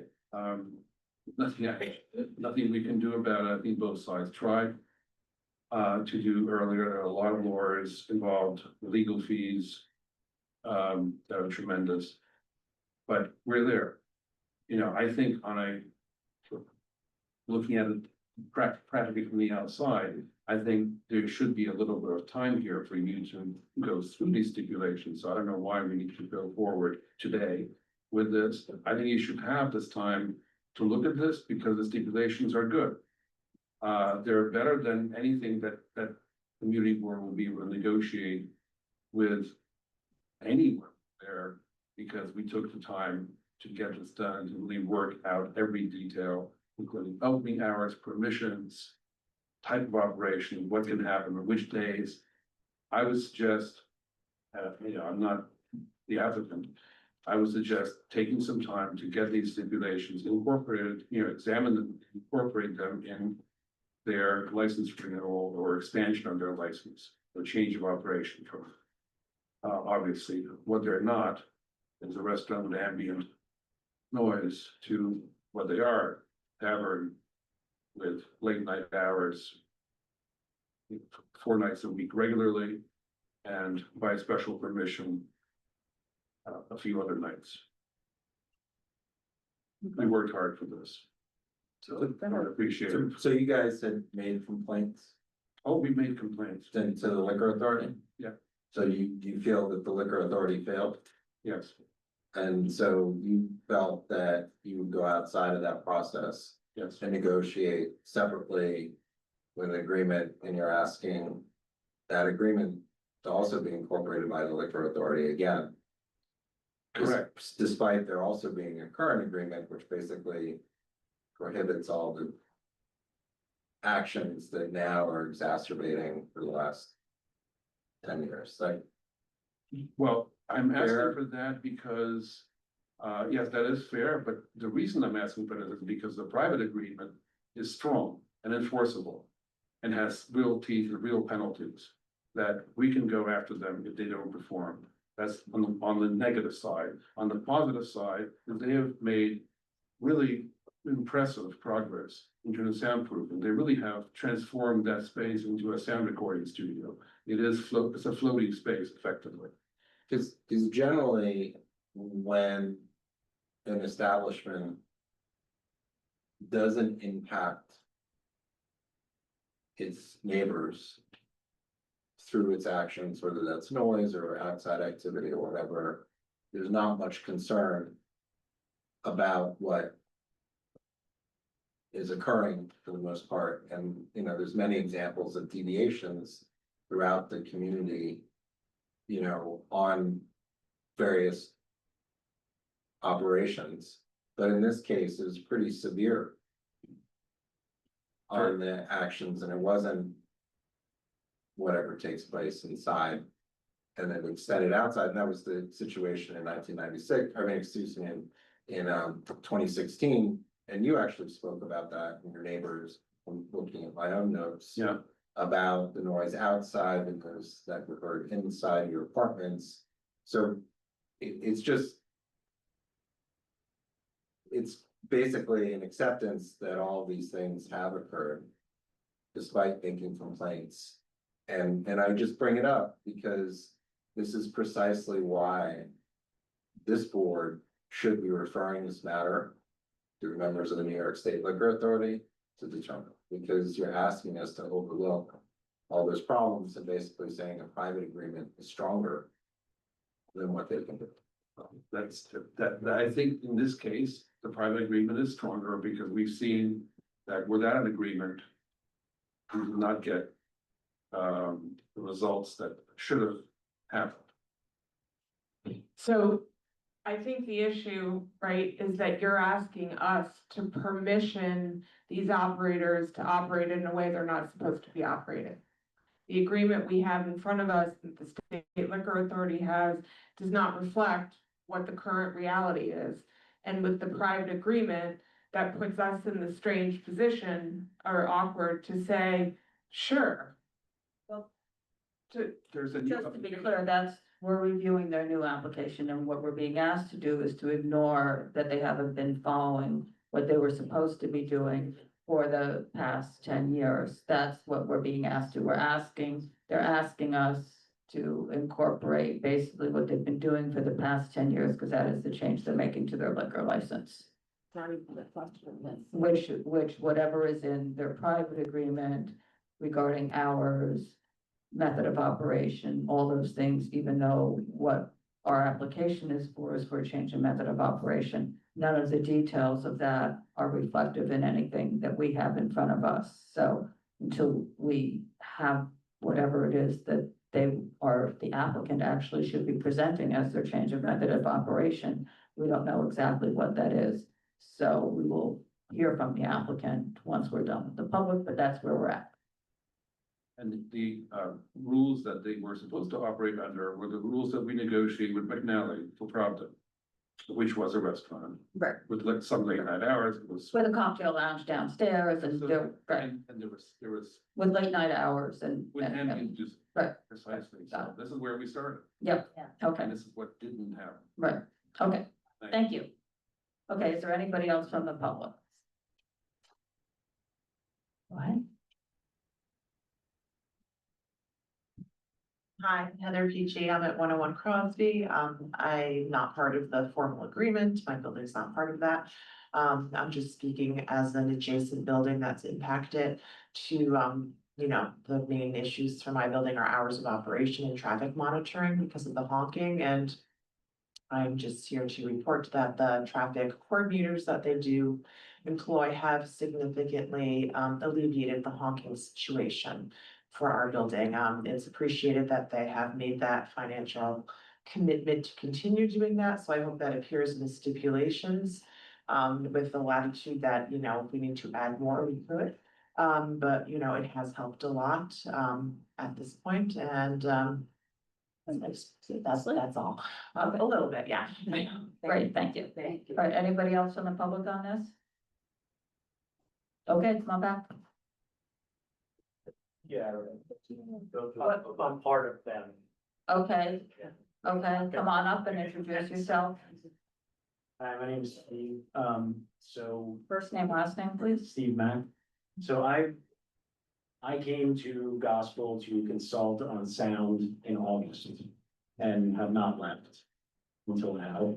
I did not expect that, but what I can tell you in regard to Mike and James ignoring, I won't get into the operational stuff of liquor licenses, don't know anything about that, but in regard to them ignoring any sort of reports, I can 100% say that they were getting a ton of bad advice and were basically being, pardon my French, screwed over by contractors and sound people over and over again. When I got there, there was a monstrosity of a wall being built downstairs that, you know, the idea was to do something, but in a sense, it was basically a wall being built in the middle of nowhere doing nothing. So, since August, I've been there every single week with my crew, building, taking stuff down, rebuilding over and over and over again. And as far as the sound goes, in regard to the, this gets a little complicated. We had gone through this with the neighbors, with the acoustics and the sound levels. So in regard to the city code, it's a bit ambiguous with the numbers they give you. That actually wouldn't even be helpful to follow those numbers. We went above and beyond and have come up with a system which is ambient sound levels inside the apartment. And we're staying with that rather than a code, because we can say, okay, it's 45 dBc level inside of an apartment, I can't go over. That might be actually significantly louder than what we're doing right now with the agreement that we put together for them. So it has gone to a way better place, and as far as Mike and James go, I've never seen two people work so extremely hard and be so concerned with their efforts and trying to change everything that has gone on. I've seen it in real time, so. I have a question. When you say ambient sound in someone's apartment, so they can actually hear background noise, like what is the person hearing in their apartment? So for instance, was last night, we had monitors in the apartment, so very quiet night. No street noise, no nothing, right? So you cannot have the sound level. And when I'm talking about what's may or may not be coming from inside the club into their apartment, that cannot go over that ambient sound level. So basically you're hearing nothingness in your apartment. That is the new level, meaning the sound can't go above that. So if it's a busy night on the street, that changes the ambient level.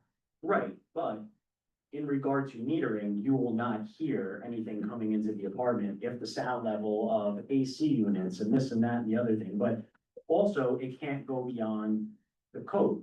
So it's 45 DVC. Sure, but can somebody hear music in their apartment from Gotham No. ever? No, it's like unless we've done these tests where we would take and crank the sound system up, and Alex would be there, crank sound system up until we could hear it, right?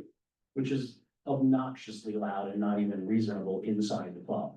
And then we would turn it down, back it down, we have these sound monitors sitting there, vibration monitors sitting there, and we would back it down until there was nothing there by the ear.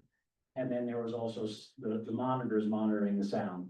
So yes, there is no transient sound getting into the apartments at their operating level now.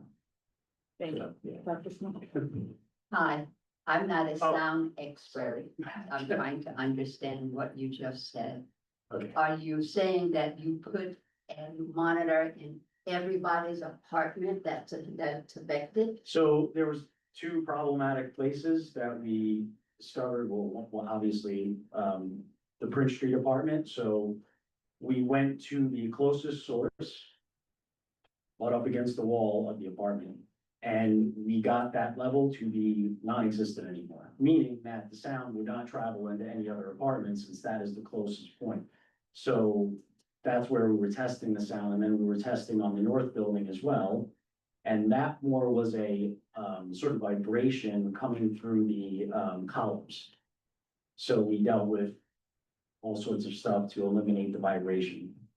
So you have no other complaints about sound is what you're saying? No, like this, and there's still other ongoing things that we've been working on that we put into place a while ago that we're still working on. Thank you. Yeah, no problem. I just wanted to, so one of the agreements. So one of the agreements that was signed on April 14th, 2016, is that they will play quiet ambient recorded background music only. No music will be audible in any adjacent residences anytime. So it's actually the existing stipulation on their liquor license is not the city code, but there's no music will be heard. That's where we are now again. That's where we are now in the new agreement. That's right. Yeah, because I agree. I've spoken to the neighbors about this, Mike and James about this, that city code is not really the proper way to go about it. It's like, we don't want to hear anything. That's it. End of story. So, And that's precisely why the liquor license stipulations say that the city code is not Right. necessarily for a club yeah, or a yeah, bar it's like, or a it's very, restaurant. it's so different in every place. And also there's just environmental factors. When using these devices, there's like humidity levels and this and that, all this stuff. So there's a very different reasons for each situation. Okay, thanks.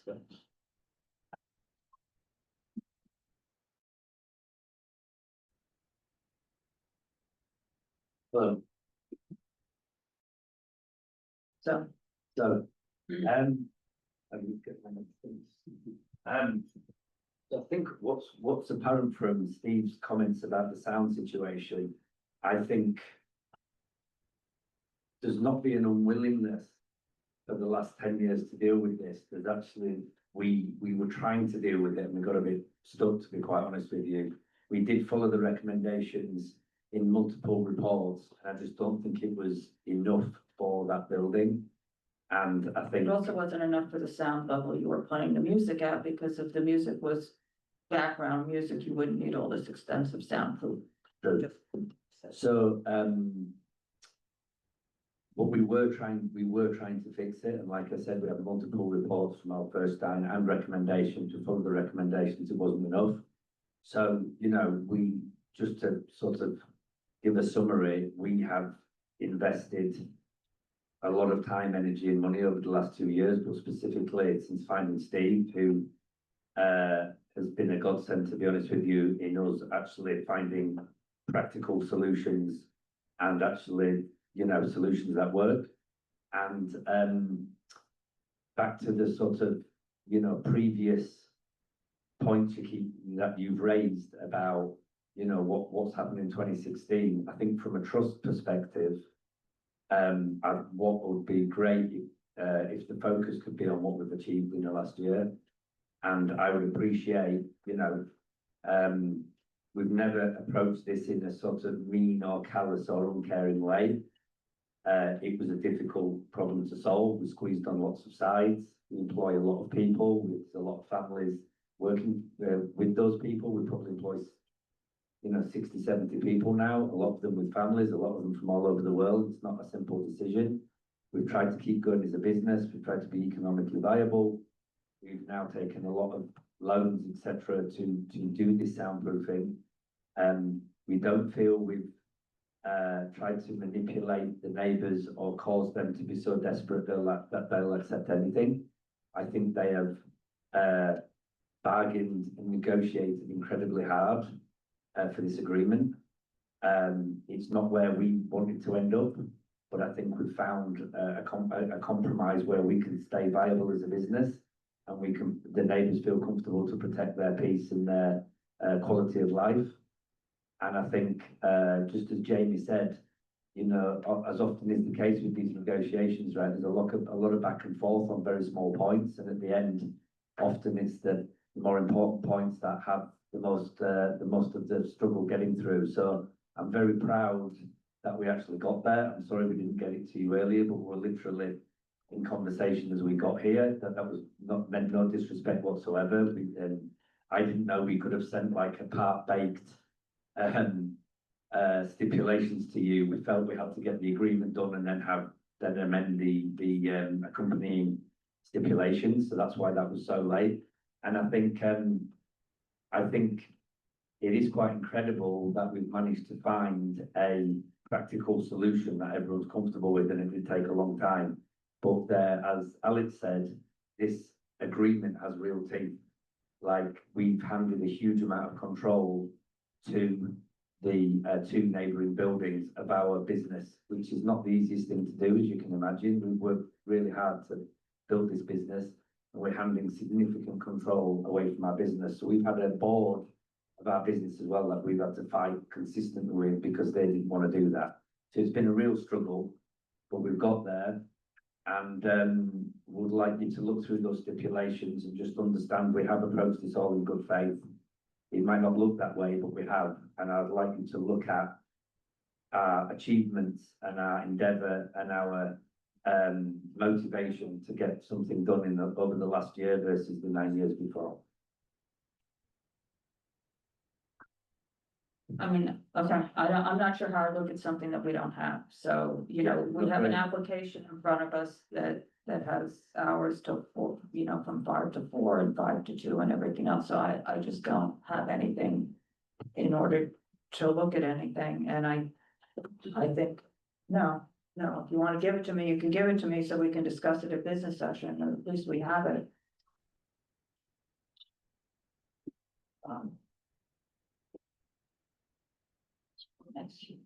But I just want to go and ask the same question was, I mean, obviously, the residents feel there was a failure from the agreements that were made with the New York State Liquor Authority on your license, and that somehow this extra agreement, it goes beyond and is basically taking away any of the control from the agency that actually regulates your license. And so what you're saying basically is that this agreement that we have should put aside all the concerns of the past, because you're now regulated by the residents and not regulated by the agency that actually has oversight of the license. And that's what you're saying, that everybody should be comfortable because of that. I mean, I'm not a lawyer, but that's not how I see it. Okay, tell me how you see it. I don't think those things are sort of mutually exclusive. I don't think we are governed by the state liquor or by the neighbours. I think this is an extra lock that is put on there from the neighbours, and so we are governed by both. So the idea here is we apply for these changes. We are still governed under the SLA. Which we cannot, amend or change or whatever. We're still governed under the SLA, but the neighbours have an extra layer of protection where they can actually shut down our business themselves. And that was the only way that they were gonna be comfortable to essentially allow us to continue. So as Alex says, this is why we've got to this point. So I think we are literally governed by both. We have the overall SLA governance, and then within that, we have the neighbours. For example, street guards, I don't know how, there's certain parts of this. There are certain parts of this that the neighbours wanted to put in there that I think would actually be a little bit separate from the SLA. But I'm not a lawyer, I don't know the full extent of that, but then you can be locked on two different things. Yeah, that's a great point, because one of the criteria of the issue of having a full liquor license issued that's reviewed is the impact on the traffic and parking in the immediate area. And it's obvious that your operation has a significant impact on that, and it was corrected after the fact, but it was never anticipated because it was supposed to be a restaurant. So this whole agreement kind of undermines the entire process of what the procedure should be. And everybody keeps saying, don't, forget about the past. But this is why I think the liquor authority needs to be involved in this decision making, because it's basically for them to accept this. Yeah. Is saying, is to just understand all these other problems that are being pushed aside by us. And I think that it's very problematic for us as a board to weigh in on that, because if this situation happens everywhere, it creates a lot of issues. And in this case, the reason is all the outside problems. It's like, again, if it happens inside four walls and nobody knows about it, most people in New York City don't particularly care too much. In this case, we have over, 10 years of complaints, going back even further than that. And so that's why I'm not saying that whatever the outcome isn't what it's gonna be, but I think that this needs to go through a fuller process, because if I'm not comfortable whether or not the outcome is good or not, of putting this aside is something that we simply weigh in on. Yeah, And I don't think that this is so many other layers, that goes through. And I just say that because it's such an outlier situation.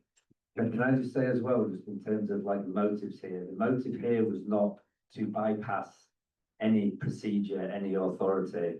We're not from here. We're pretty inexperienced, to be honest with you. We're trying to just do the best we can. We have taken, we took advice in the early stages of how we could create. So if we just look at objectives here, it was a very simple objective. So from my mind, I don't know which authority does what, how it all works. I'm just looking purely at the objective. There was a key objective from us to be economically viable as a business, and from the neighbours to protect quality of life. So we sought advice on how that could happen. Jeff was asked to come in actually by some of the neighbours. He was asked to come in. We all got in a room to listen and was like, this is what you should do. You should create a good neighbour agreement. And we basically got advice. How is that enforceable?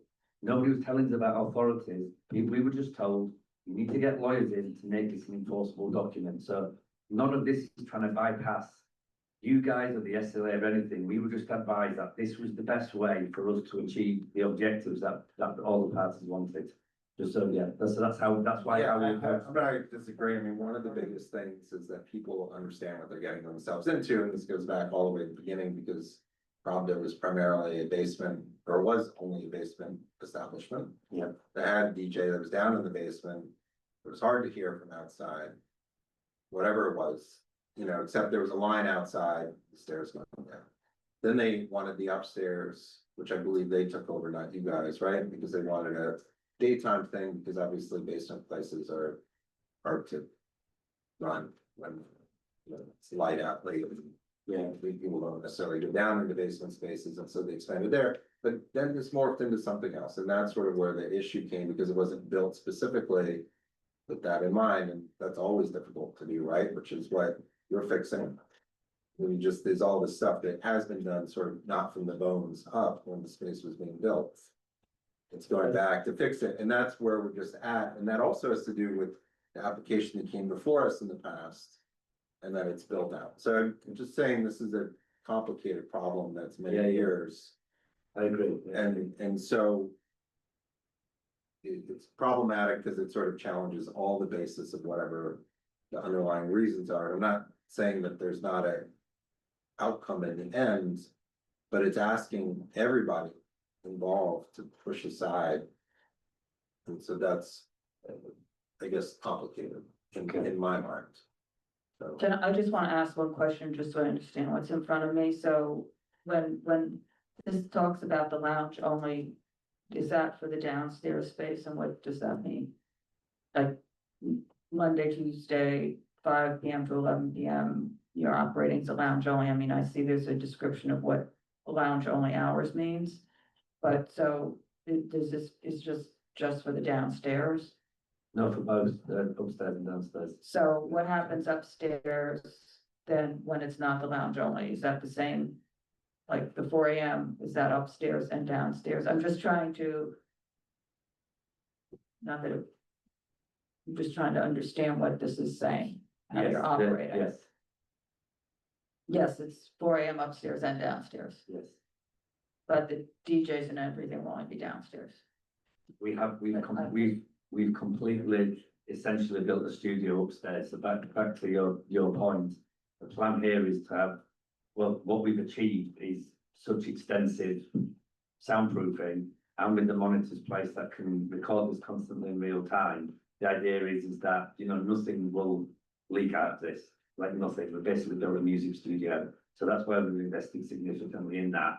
But on the key nights, which is Monday and Tuesday, then that is not operating as a club, it's operating as a lounge. And The whole premises. yes. I just have a question, Donna, do you need more time? Because I haven't seen this, none of us in the committee have Yeah. seen this. And it's And not, so if there's any, and it's not in the application, if there are any questions about this, because this is what you're asking us to base this, our. Whatever it is we're doing tonight on this, but nobody's had a chance to look at it. And Yeah. it seems- it looks like Here. it's not, looks I mean, like it's a it's- couple of, It's basically, I mean, there's Number crap and eight. stuff and everything, yeah. so if there's any questions, I don't know if anybody I don't know that, I don't. has any, or how straightforward it is, or whatever it is, it's. If you want. yeah, I don't know procedurally how that works, but we have to have, we would have to ask questions about it, and we need time to process it. And we can't make a decision on stipulations that were presented tonight, Or detailed. detailed. So what do you suggest? I mean, Kate and I, it's just that the committee can't have a discussion over this without I having. think Kate and I just are not. I'm not comfortable making a decision just seeing this. I haven't seen it, so I can't. I mean, how, I know this is an unusual situation, but are you able to collect, how does it normally work in this situation? We don't know. Well- Lay it over again, I mean, Yeah, again. I mean, lay it it's over. unusual because it's multiple pages. I mean, Kate hasn't looked at it. I mean, you're asking a lot of different issues here. And. So it's, I haven't looked at it. Yeah, I mean, I don't know, just glancing through, but it. I mean, I'll say what we can't do is, we can't incorporate this into any recommendations that we may have, because nobody on the committee has had a chance to look at it, nor can we follow up with any. Are we be able to have a quick look now, or are we just? We've just spent 2 hours or more on this application, not to mention how much time we spent last time. We're not stopping for 45 minutes now, so that the committee has time, and I have committee members that aren't here that might be here some other time. So what is the process from here? What we I mean, do you wanna lay it over or not? I guess that's the thing, and then come back and we don't rehash it, we just.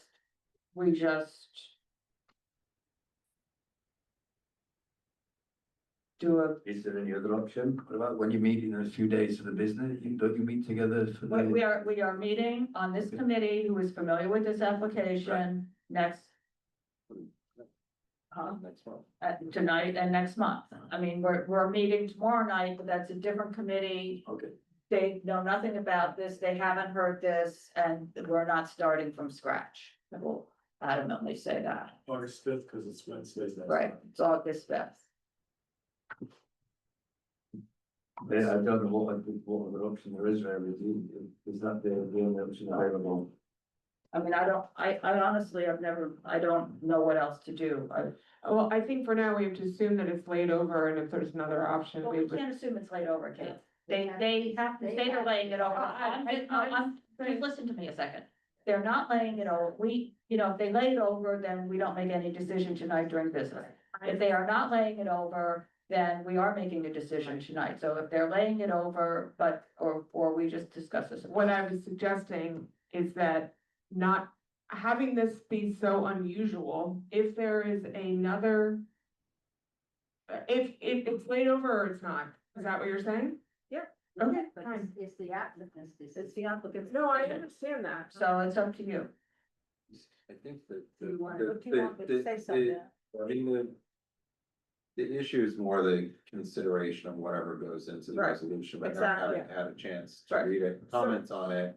It can't even be, So you're saying you prefer us to lay it over, that's what you're saying? I think that. If you want anything that's in here Yeah, I incorporated mean, into our you know, look- resolution, that's the only way to do it. Yeah, and I think that, what you're looking for is consideration from us, maybe not necessarily the outcome, but the consideration of the work, right? Yeah. But if there's no time to consider the work that you guys have done, how can that be included? And, That's a you know, good way to put that. that's Thank you. basically, because I think that the consideration is part of whatever the storyline is that's captured in the resolution. Yeah. That's what's important, right? That's what is being documented, but without any consideration of that, it's hard. Yeah, it's a positive outcome for us if you have a chance to make that. I mean, I don't think the outcome, The I think outcome may that not be the any- positivity is to capturing what happened. Right, exactly. Is, and There's and no I, guarantee. and I think. No, that we know that. No, but we can't include this. If you lay it over, we can take this into consideration and Okay, recognize that in a resolution. At this particular junction receiving that, Yeah. right now, we cannot do that. okay. And I think based on, I mean, if you can wait until next month before you file your application, so that would be at the end of August, at least regardless of what our decision is, this is reflected in any resolution that's written, and the work that went into it can be reflected into any resolution that's written. And more importantly, I don't think that we obviously need to rehear this, No, but what. can we not go through it one more time? I think we can all. It's just what Kate was saying, what you found, Donna, is that if there are any questions that come up from it, that they can be reviewed next time of what does this mean, or whatever. Right. Do we get those in advance, or we just come here and you? Well, I I can't say that without looking at this, but if there's anything we can do to expedite anything at the meeting, I do try to expedite, so we're not sitting here for the length of time we've all been sitting here. So thank you for that. So basically, if there are sort of burning things that you can get ahead of. I mean, if something doesn't communicate to seem us. clear, I'll just shoot an Okay. email, or someone will have the office shoot you an email that says, can you clarify, can you clarify, can you clarify? No decisions will be made, nothing Yeah, no, will no, be, no. there will be no side conversations, but I can get answers to questions Yeah. before our meeting, so we're not spending any time, unless something new comes up, but at least we'll have the answers in front of us before that time. Okay, good. So we'll lay it over then. We'll lay it over? Yeah. Okay, great, thank you. Smart move. Yeah. Thank you. Okay, so it's that Wednesday, it's the first, it's August, March 5th. So it's the 5th that we'll be here, Okay, okay? okay, thank you for your And time. I won't take it last. Oh. I'm just saying, I Appreciate- won't do that at all. Appreciate that. All right, Okay. thanks everyone. All right, thank you. Thanks for your help. Thank you so much. Okay. So that's all the applications that are here, and I said it at the beginning, but I'll say it because I'm not sure if we were on the record when I said it or not. Archbishop Fulton J. Sheen Center, which was a corporate change, D1, that was waived. For appearance, no change in method of operation. We have Stips on that, Chicken Sushi LLC doing business as Kyle McConaughey, 96 West Houston Street.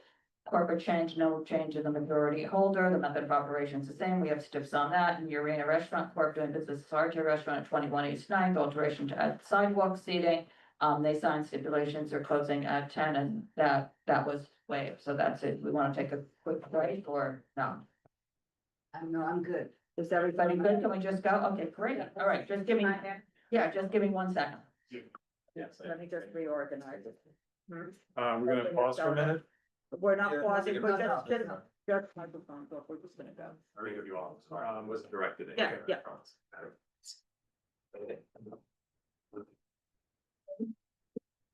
Does a member of the committee does not want their envelope? Oh, gosh. No, keep it, please, of course, I thought who is not it. We'll get you those. Sure. Okay, so. What I, Wait. That's being done now. Oh, that's yours? No, that's true. That's Okay. Okay. it's this time. Okay. What I was saying is, I don't know How are you? the bylaws or procedures. Hi, Mark, how are you? If we. I'm fine. if they How are you? choose to lay- We're in business session. If they choose to lay it over, but in the meantime, we figure out a way to not have them come back, No. deal with. Yeah. No, they have to come back. That's They fine. have It's to- easy. Take 5 So minutes, just but. so you're aware, easier to handle things in the meetings. Oh, than for it- sure. No, than outside Yes. with any back and forth, so Yes. that's Okay. just, Right. just. Otherwise, it's something that takes 5 minutes and does something Fair enough.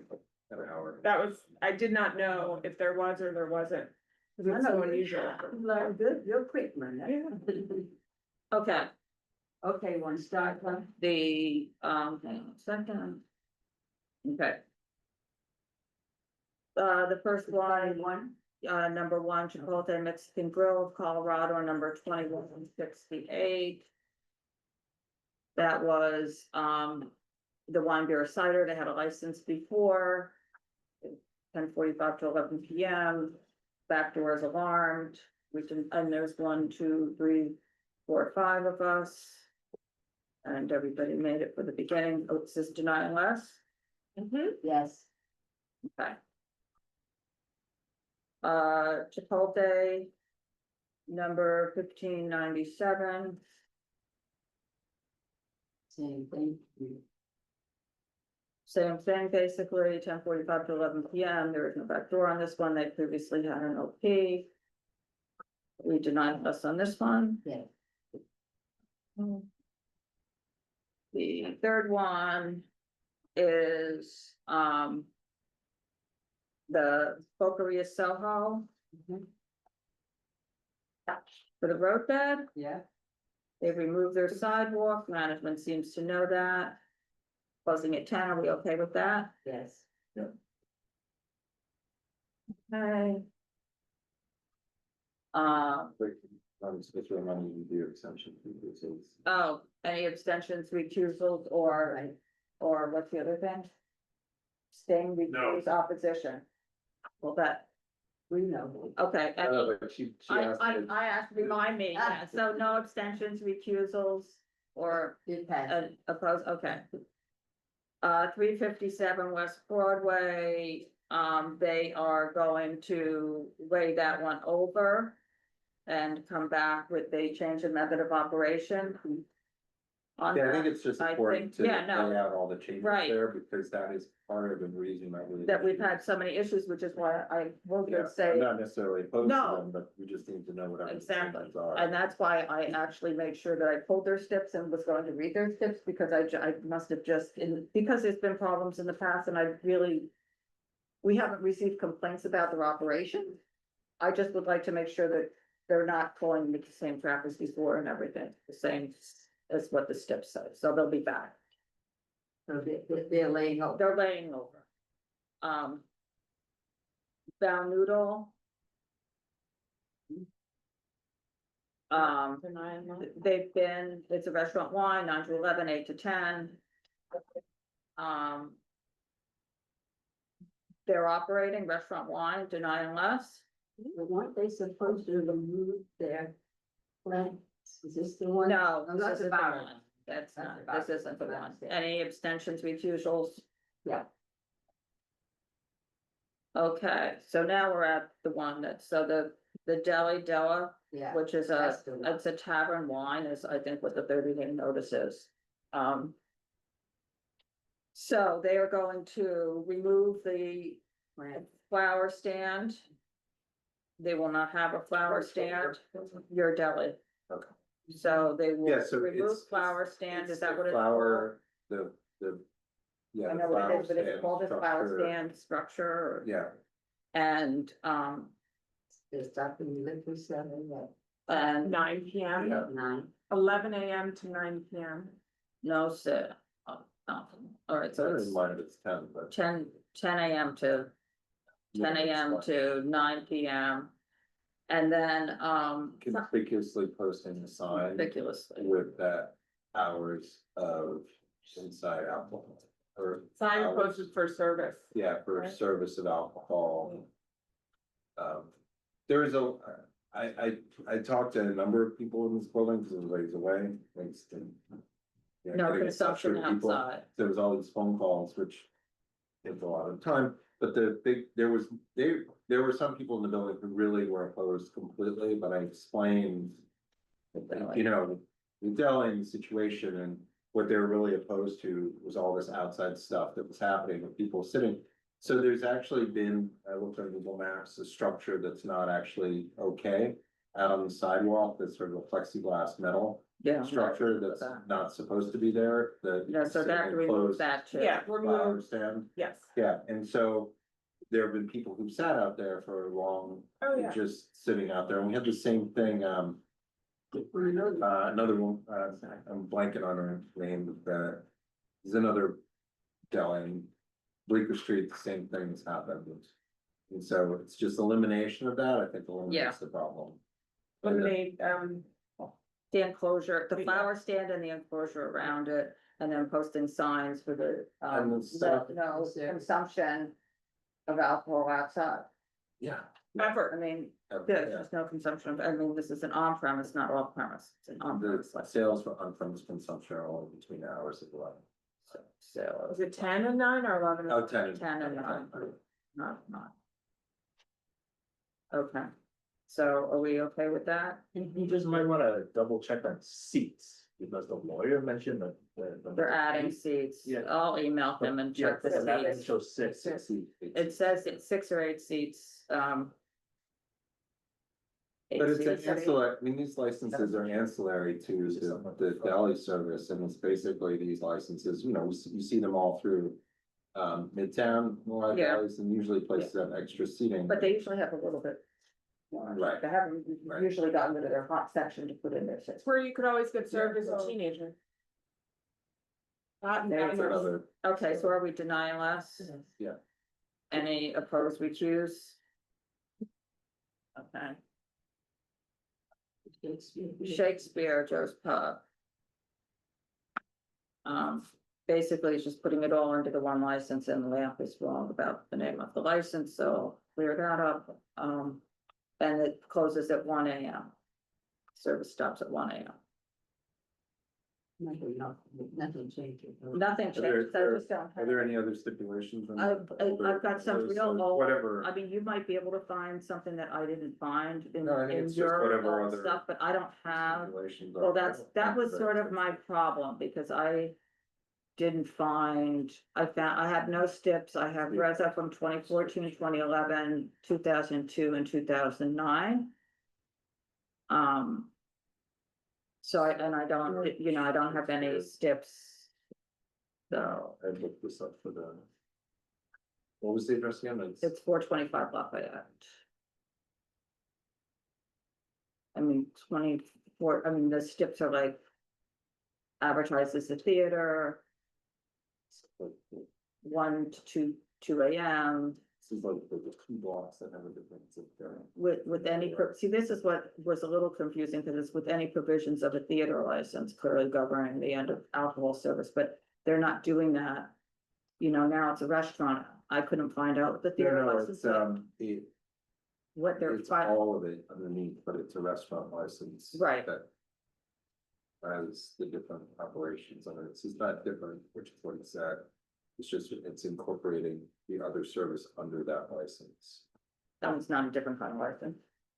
No, it, 'Cause I thought- the most restrictive aspect is the restaurant, but it has other lesser services under it. So you have to be under the most restrictive because the restaurant has it, but it also has just the bar upstairs. Right, but wouldn't You the know. theater, I thought theaters had something about only an hour before. No, but that's not a theater license. It's That's what I'm saying. It Right. used to have it, it used to operate Part with of those restrictions. There Right, was two that's licenses. what I'm saying. Now that goes away because that was one of these Right. steps. Now that will no longer be happening. That's what my point is. Right.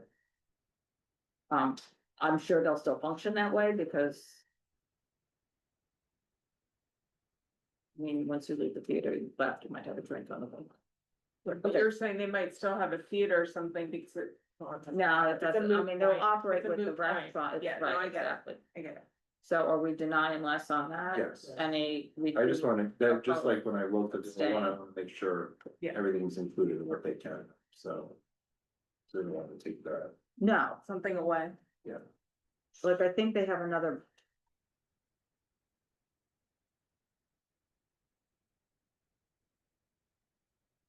Yeah, I mean, I think we all agree on that. We're not trying to take anything away, so.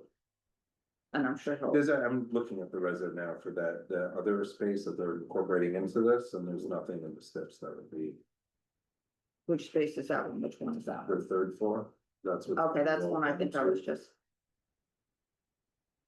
All right, So that just says it's a theater, so Right. this will include that. when was that There's from? Sidewalk cafe, When was that from? that is, Just pub had a cellar. 2014. Okay, that's one I was just looking at. All right. Okay. All right. So we're good with that one. Okay, something smells fishy, restaurant wine.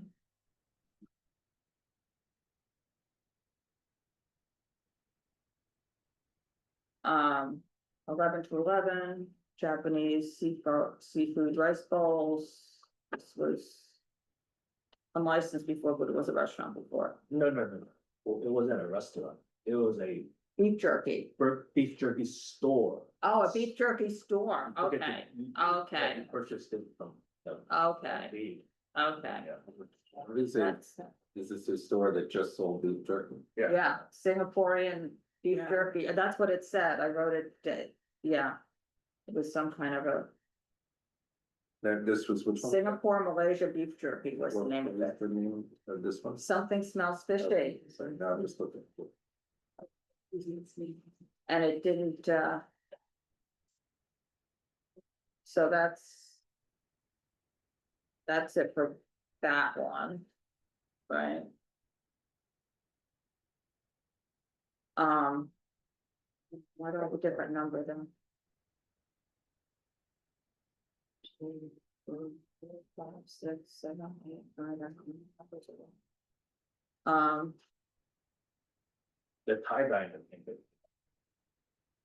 Or is that, did the Thai diner come before? Yeah. Yeah, that's why my numbers are off, okay. Okay, what do we do with that? Thai diner?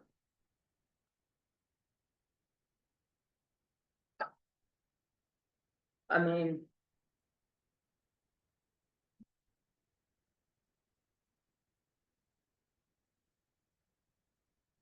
So what's the The application neighbors- for? Let's just. Well, the application is to add the 26 seats on Kenmare and the 10 street seats on Mott Street. They're closing town.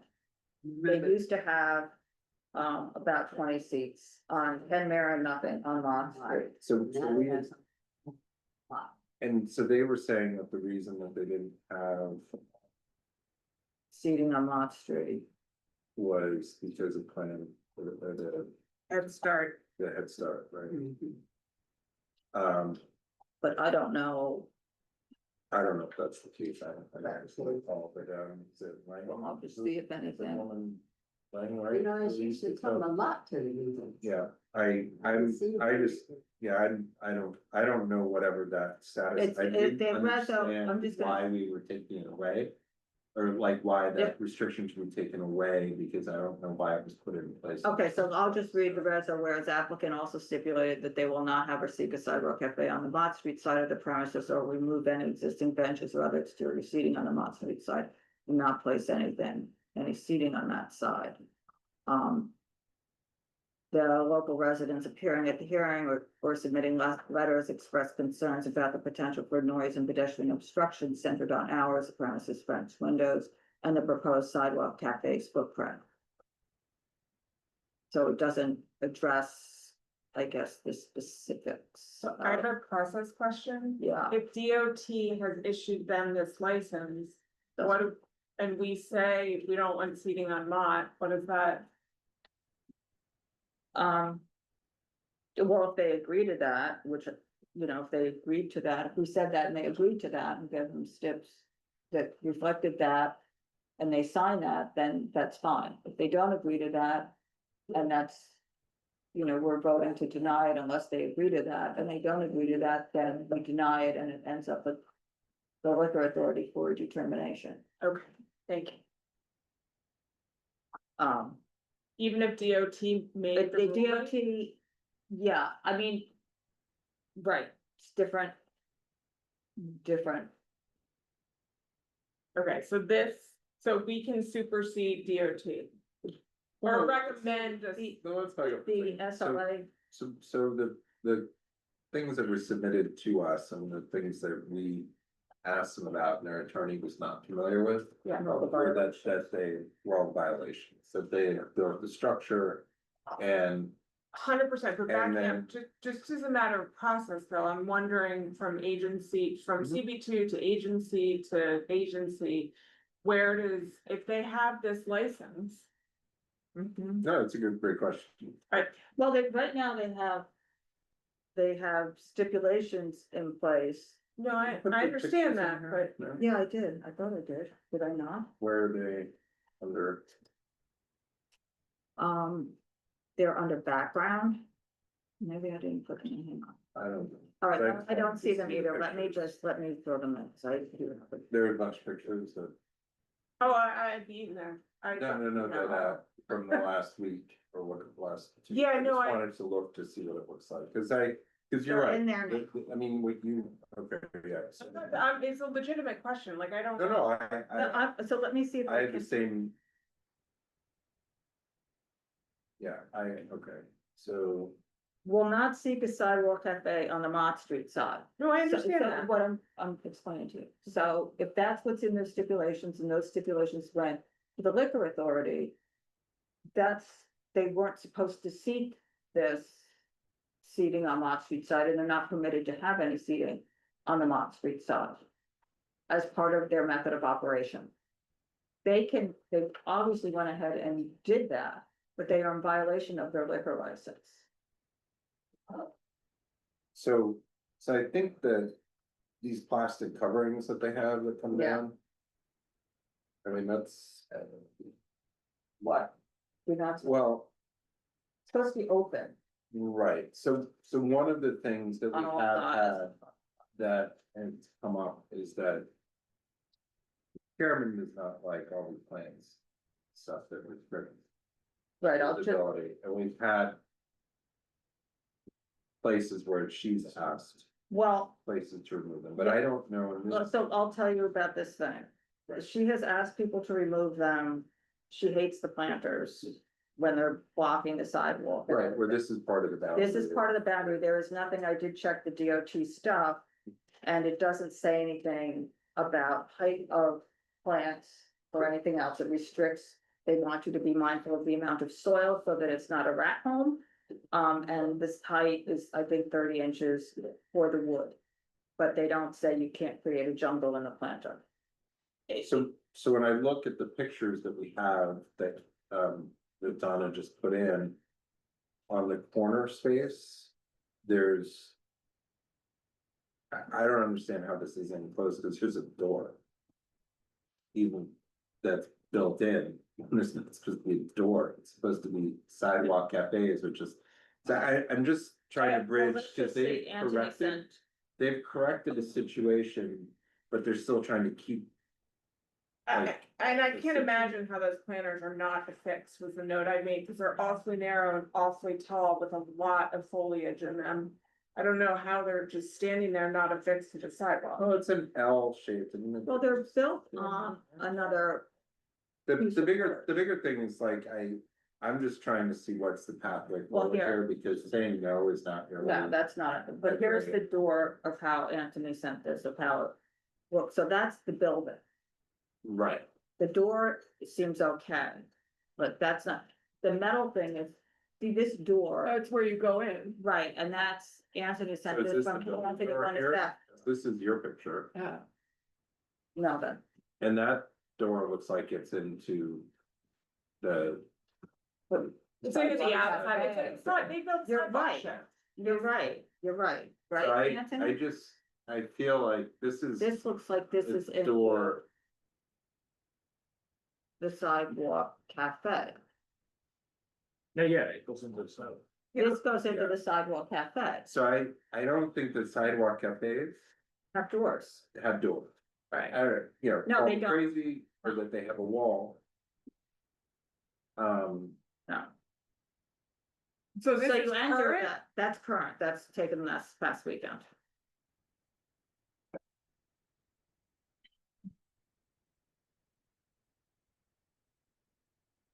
I just would like them to just have what everybody else has, and I feel like that they, so to go background, the background is that they built a completely enclosed sidewalk. Oh, no, I cafe. know, yeah. Yeah, and then they got violations, which the attorney didn't know about, and actually part of the violations were creating the illegal structure, it wasn't just electrical work, which is. No, what- it's coming what out. he, It was like, it was almost like Bella Vista, you know, like on the corner of Hudson and. Yeah, but that's Street. legal. Well, Yeah, but what that's what I'm actions saying, do we want them they to did take? it, Like, obviously, people have some concern, what actions do we want them to take? Because I think that that's what. Right. We should create a pathway forward for this, which is removing this doorway, obviously, right? That they shouldn't be having these plastic coverings that fully enclose it, that's not supposed to be there. What else? What was their agreement on the, sorry, I've got too many different things open, or what was their? They didn't agree on The, 10 PM closing. okay, so it's 10 PM closing, so we're okay with that. Right. So the issue that we predominantly have is to make sure they don't have flooring, which they don't anymore. Right. But it's the doorway, so that this looks more like most other sidewalk cafes, that you don't have a door into it. Right. Is that, Yes, want to Okay. remove the doorway, so there's no, so the only door is the door into the restaurant, the main door into the restaurant. that they resolve the two violations that they, so that there is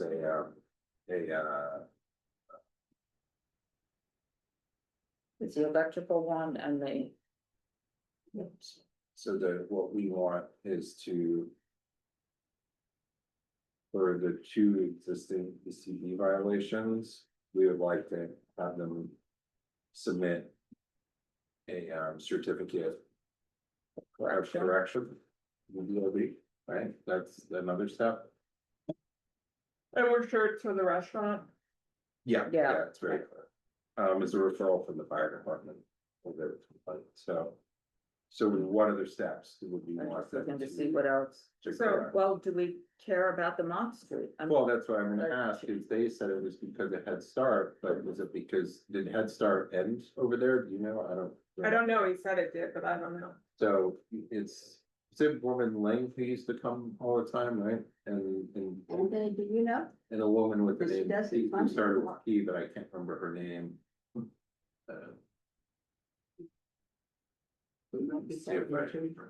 No, I mean, he might be, but was that the reason they didn't have it? I don't know if that was the reason. I don't know. It was at 180 Mott Street, so it wasn't Yeah, across the street, it was Start. down from it.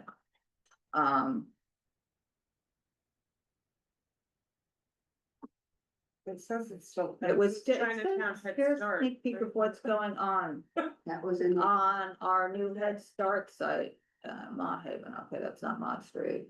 Chinatown Head Start, 180 Mott Street. When did Still it there? close? I don't.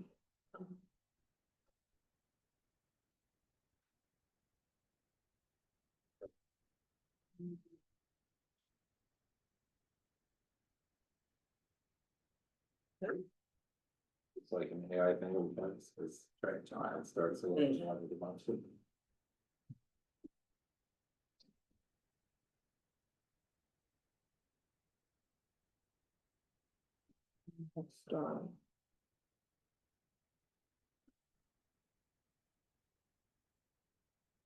Number doesn't work.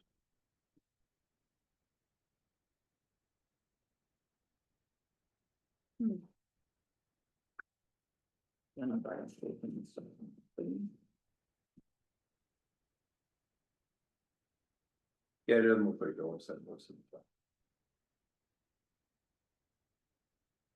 time. So, but we don't. So let's see, do we have any issues when we reviewed this at the outdoor dining working group?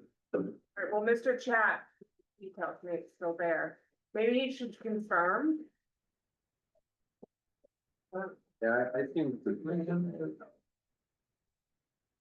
Let's look at their.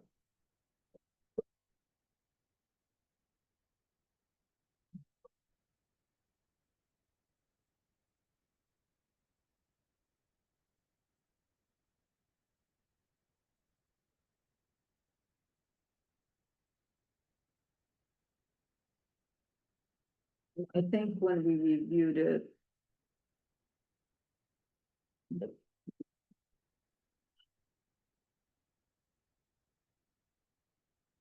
They have the clear path, it's only 2'6", it's a 30-inch sidewalk cafe. We are so saddened by the unexpected closing of one of our, yes. Okay. So. So I think one of our things was that wasn't ADA accessible, but the other one is supposedly ADA accessible. So, yeah, I don't know, I mean, it's got a 10-foot clear path, so I don't know that we have a problem. And what were the complaints that we got were about these open violations, so if they got a certificate of correction for the open violations. Does that then bring us past all these ones? And Yes, because and the certificate of correction is beyond just paying a fine. It means that they've certified to the DOB that they've corrected whatever situations are. And I think that I think that what we have to do is deny it and then just say that we would be okay if we got the certificate of correction, which they didn't even know about. Sorry, they didn't know about, kind of, well, obviously. You're talking about. right. And I just want to see again, so that's. I'm also not 100% sure that that door is exactly what we think it is. So the opening for the restaurant, there's a pillar in the corner of the building. And there's the setback opening. And the door entrance to the restaurant is in the setback. So what the boundaries of the sidewalk cafe, you actually have to walk into the sidewalk cafe in order to walk into the restaurant. Because they don't have a opening into the restaurant because the sidewalk cafe is kind of obstructed because it's in that weird setback. There's also the host station out of the window to the left of the door. Like when you walk up to the restaurant and say, hi, I'm here to eat. You do that on the outside of the restaurant. Right through. Because they have to. Because it's actually in the corner of the. Right there, but. Right. But can you access the sidewalk cafes from that door or do you access it through the restaurant? I think. Oh, Donna, I guess you have the picture. We're going to. Maybe we just, if they correct us, they correct us. Just say it. Seemed like it, but it's really this. Yeah, I think it looks like. When you go into this.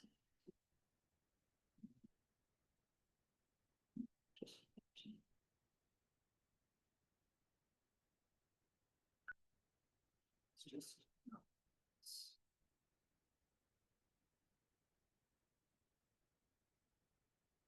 Um.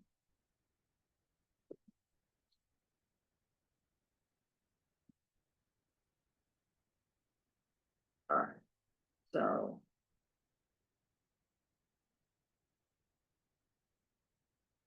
See, this door looks like it's aligning with the sidewalk cafe here.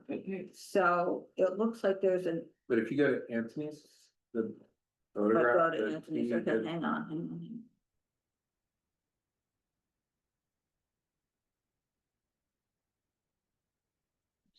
I messed with it so much. Open my Photoshop because I should be.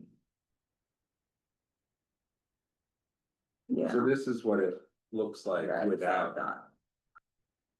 When was that picture taken? This is before they open, so that's the building. And so they've built out, the Yeah. sidewalk cafe goes to this column all the way through.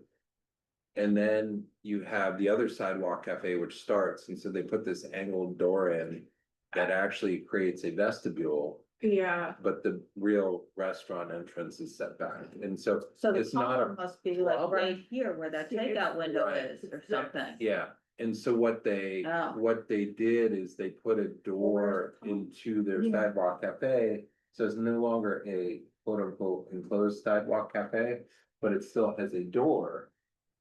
And then they have the bamboo. They How can't did they- get through how wherever did the they- plantings are. Because the door is Anyway, going into this. if they remove the piece. door in the sidewalk cafe, is Okay, that where's what your we're? version? The door goes.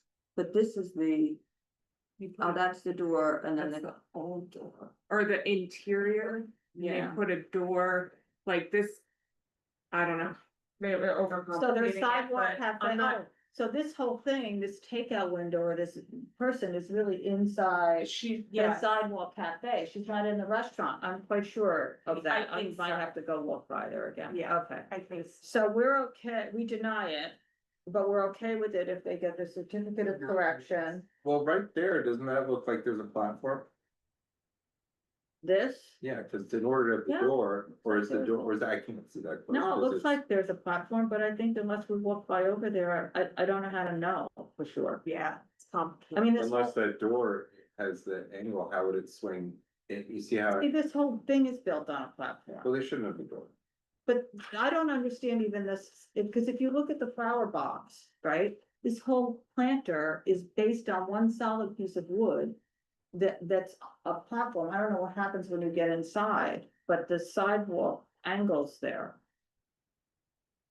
So. So Are we saying we don't want the sidewalk cafe connected from the interior, like? we just want it to be a normal sidewalk cafe. We don't want the plastic drooping down. It's not supposed to have anything on the sides.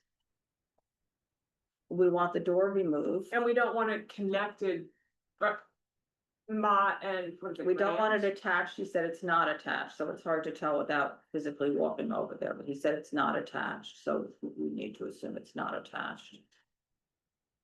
And then we don't want the two streets to be. The sidewalk cafe should not be. This needs to be removed. Connected. This Yeah. needs to be removed, Yeah. and this needs to be removed. The door and the right panel need to be removed. So the doorway isn't there, so you're walking into the restaurant and you see the sides of the sidewalk. Yes. Cafe. Yeah. I mean, okay, so we're denying it. If they get the certificate of correction, remove the sidewalk cafe door. And the panel to right, They need to open up access to the front door of the restaurant. And that includes removing the door. right? Okay. Okay, I think I'm okay with that. All right. Yeah, no structure connecting the Grand and Mott Street sidewalk cafes with like. In Right. any way, Right. we can't see if there's something on the left that we don't want there too. So what they did is they removed the structure, but it looks like there's some things left and. Right. You know, it's sort of seems. Well, Right. Okay, so we're good with that, no recusals, abstentions, So it's a denial unless they do those things. right? Yeah, it's not a denial unless, it's a No, it's a denial, we are okay with the application if they do these things. Yeah. We Right. reverse our denial if they are okay with these things, and the rest are written to that, Out with that, right? And then, okay, so number 10 something else. is, no, we did that one already, I switched the order by Oh, you mistake, switched. yeah, my mistake. So frame 4 is 41 Kenmare. 7 to 11, 7 to 10, no TVs, there are existing French doors, it's kind of it looks kind of, I thought it looked cute. Kind of a cafe, a lot of coffee stuff, and then. We'll But Don, close it I have a for, question, looking at this picture, you asked the question about it upstairs. no, I asked if they spoke to the neighbors upstairs. Oh, okay. I think it was, I think that was on another one, This is there's just no one floor. upstairs. I asked if there was a basement, and they said yes. Yeah. It's really, the last one that was there was 2,000 square feet, but there's no use of the basement, they're not licensing the basement. So, so that's it.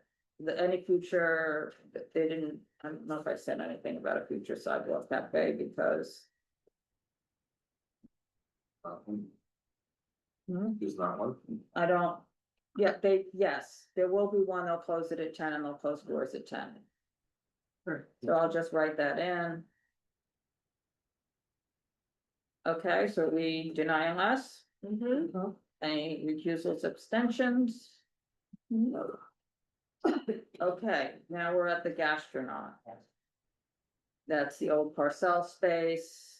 So let's just see where we are at with this. The hours are 5 to 1 Sunday to Thursday, Oh, yeah, that's 5 to 2 Friday and Saturday. The bars are more like omakase bars, they're not bars. There's 11 tables and 22 seats and 35 seats, so there's 57 seats indoors. They have eliminated the sidewalk cafe, so that leaves them with 20 seats outdoors. And they're keeping the 1 AM closing on They're Thursday. keeping both, they're not changing their closing times. The interior closing times stay the same, they agreed to the 10 PM, which. So they're closing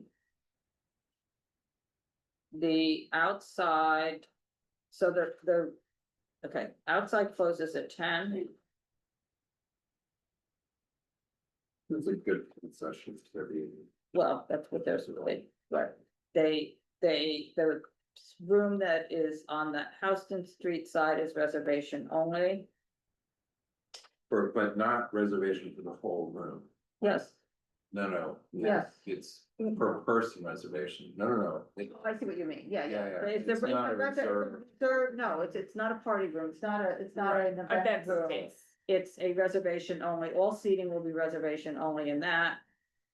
And that means that everybody arrive, it's X amount of seatings, but they all start at the same time.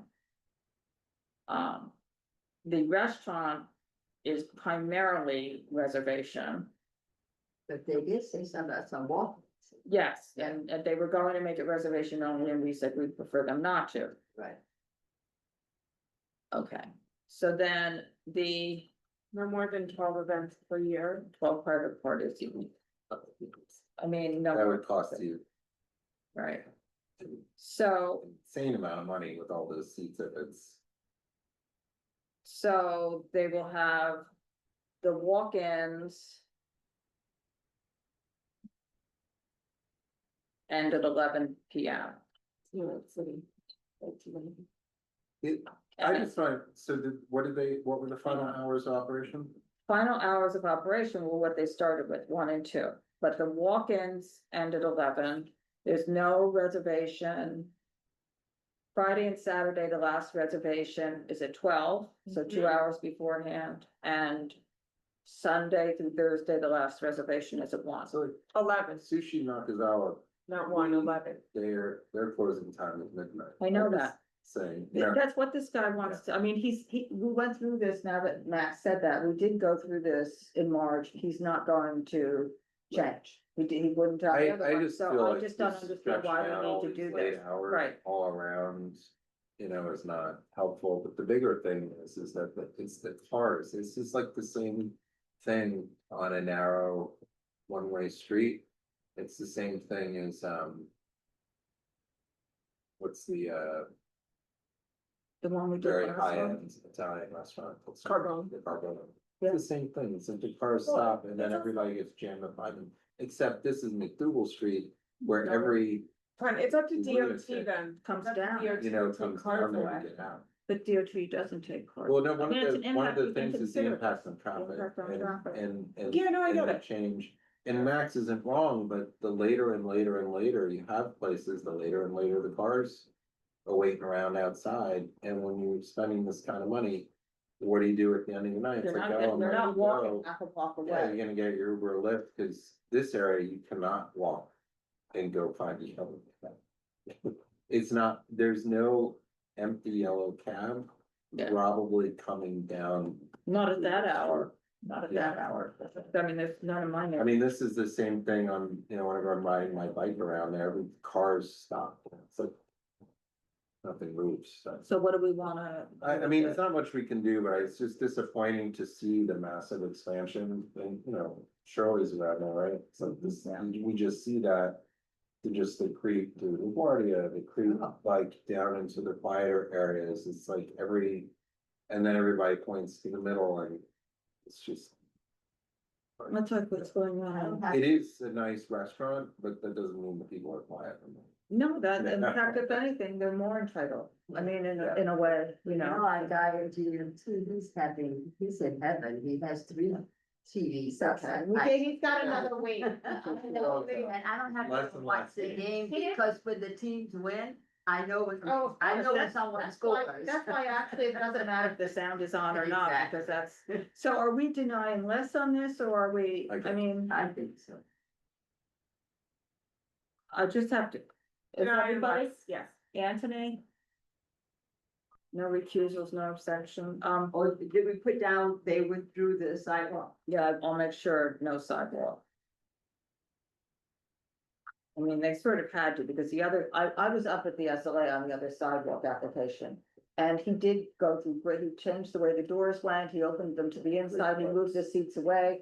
So that he could serve that way, and, you know, they put tables right in front of it, so. Okay, Eating sushi outside. oh, it's not Hard to- sushi though, it's some of it. You're right. It's not sushi, but just looks, it looks like it's other food that looks like sushi. Okay. Is the name really yes or not, or is that just like working title? That's his company name, and then he doesn't have a common name. Okay, 171. LLC, this is another one that I'd say. It Mott Street, you know, poor little Mott Street, so, Close the French doors at 9 PM. yeah.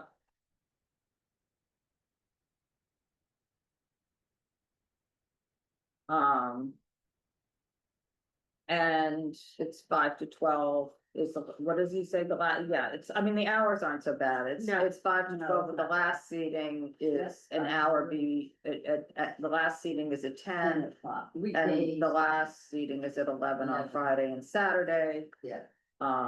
There's no outside. So, is there anything else I missed on that?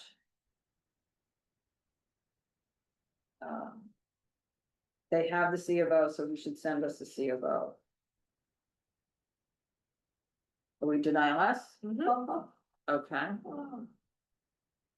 And Dr. Smith, you got tomorrow night too, so. Okay. 13, we made it to Ambleside. So Ambleside is laying over. Yeah. I will, scan these and put them in the drive. If everybody would just look at that, Just send us an email. I'll send you an email, okay, and then just look at it.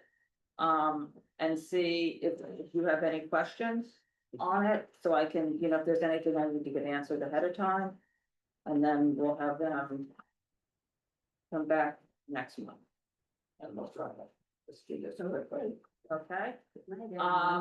And then wait, Dr. Smith, you're rushing, are we all, so this is to, there's no vote on Ambleside. And then on, Withdraw. so we have Archbishop, are we denying us on that, the corporate change? And then Chicken Sushi, Suki Yamakasi at 96 Houston, corporate change.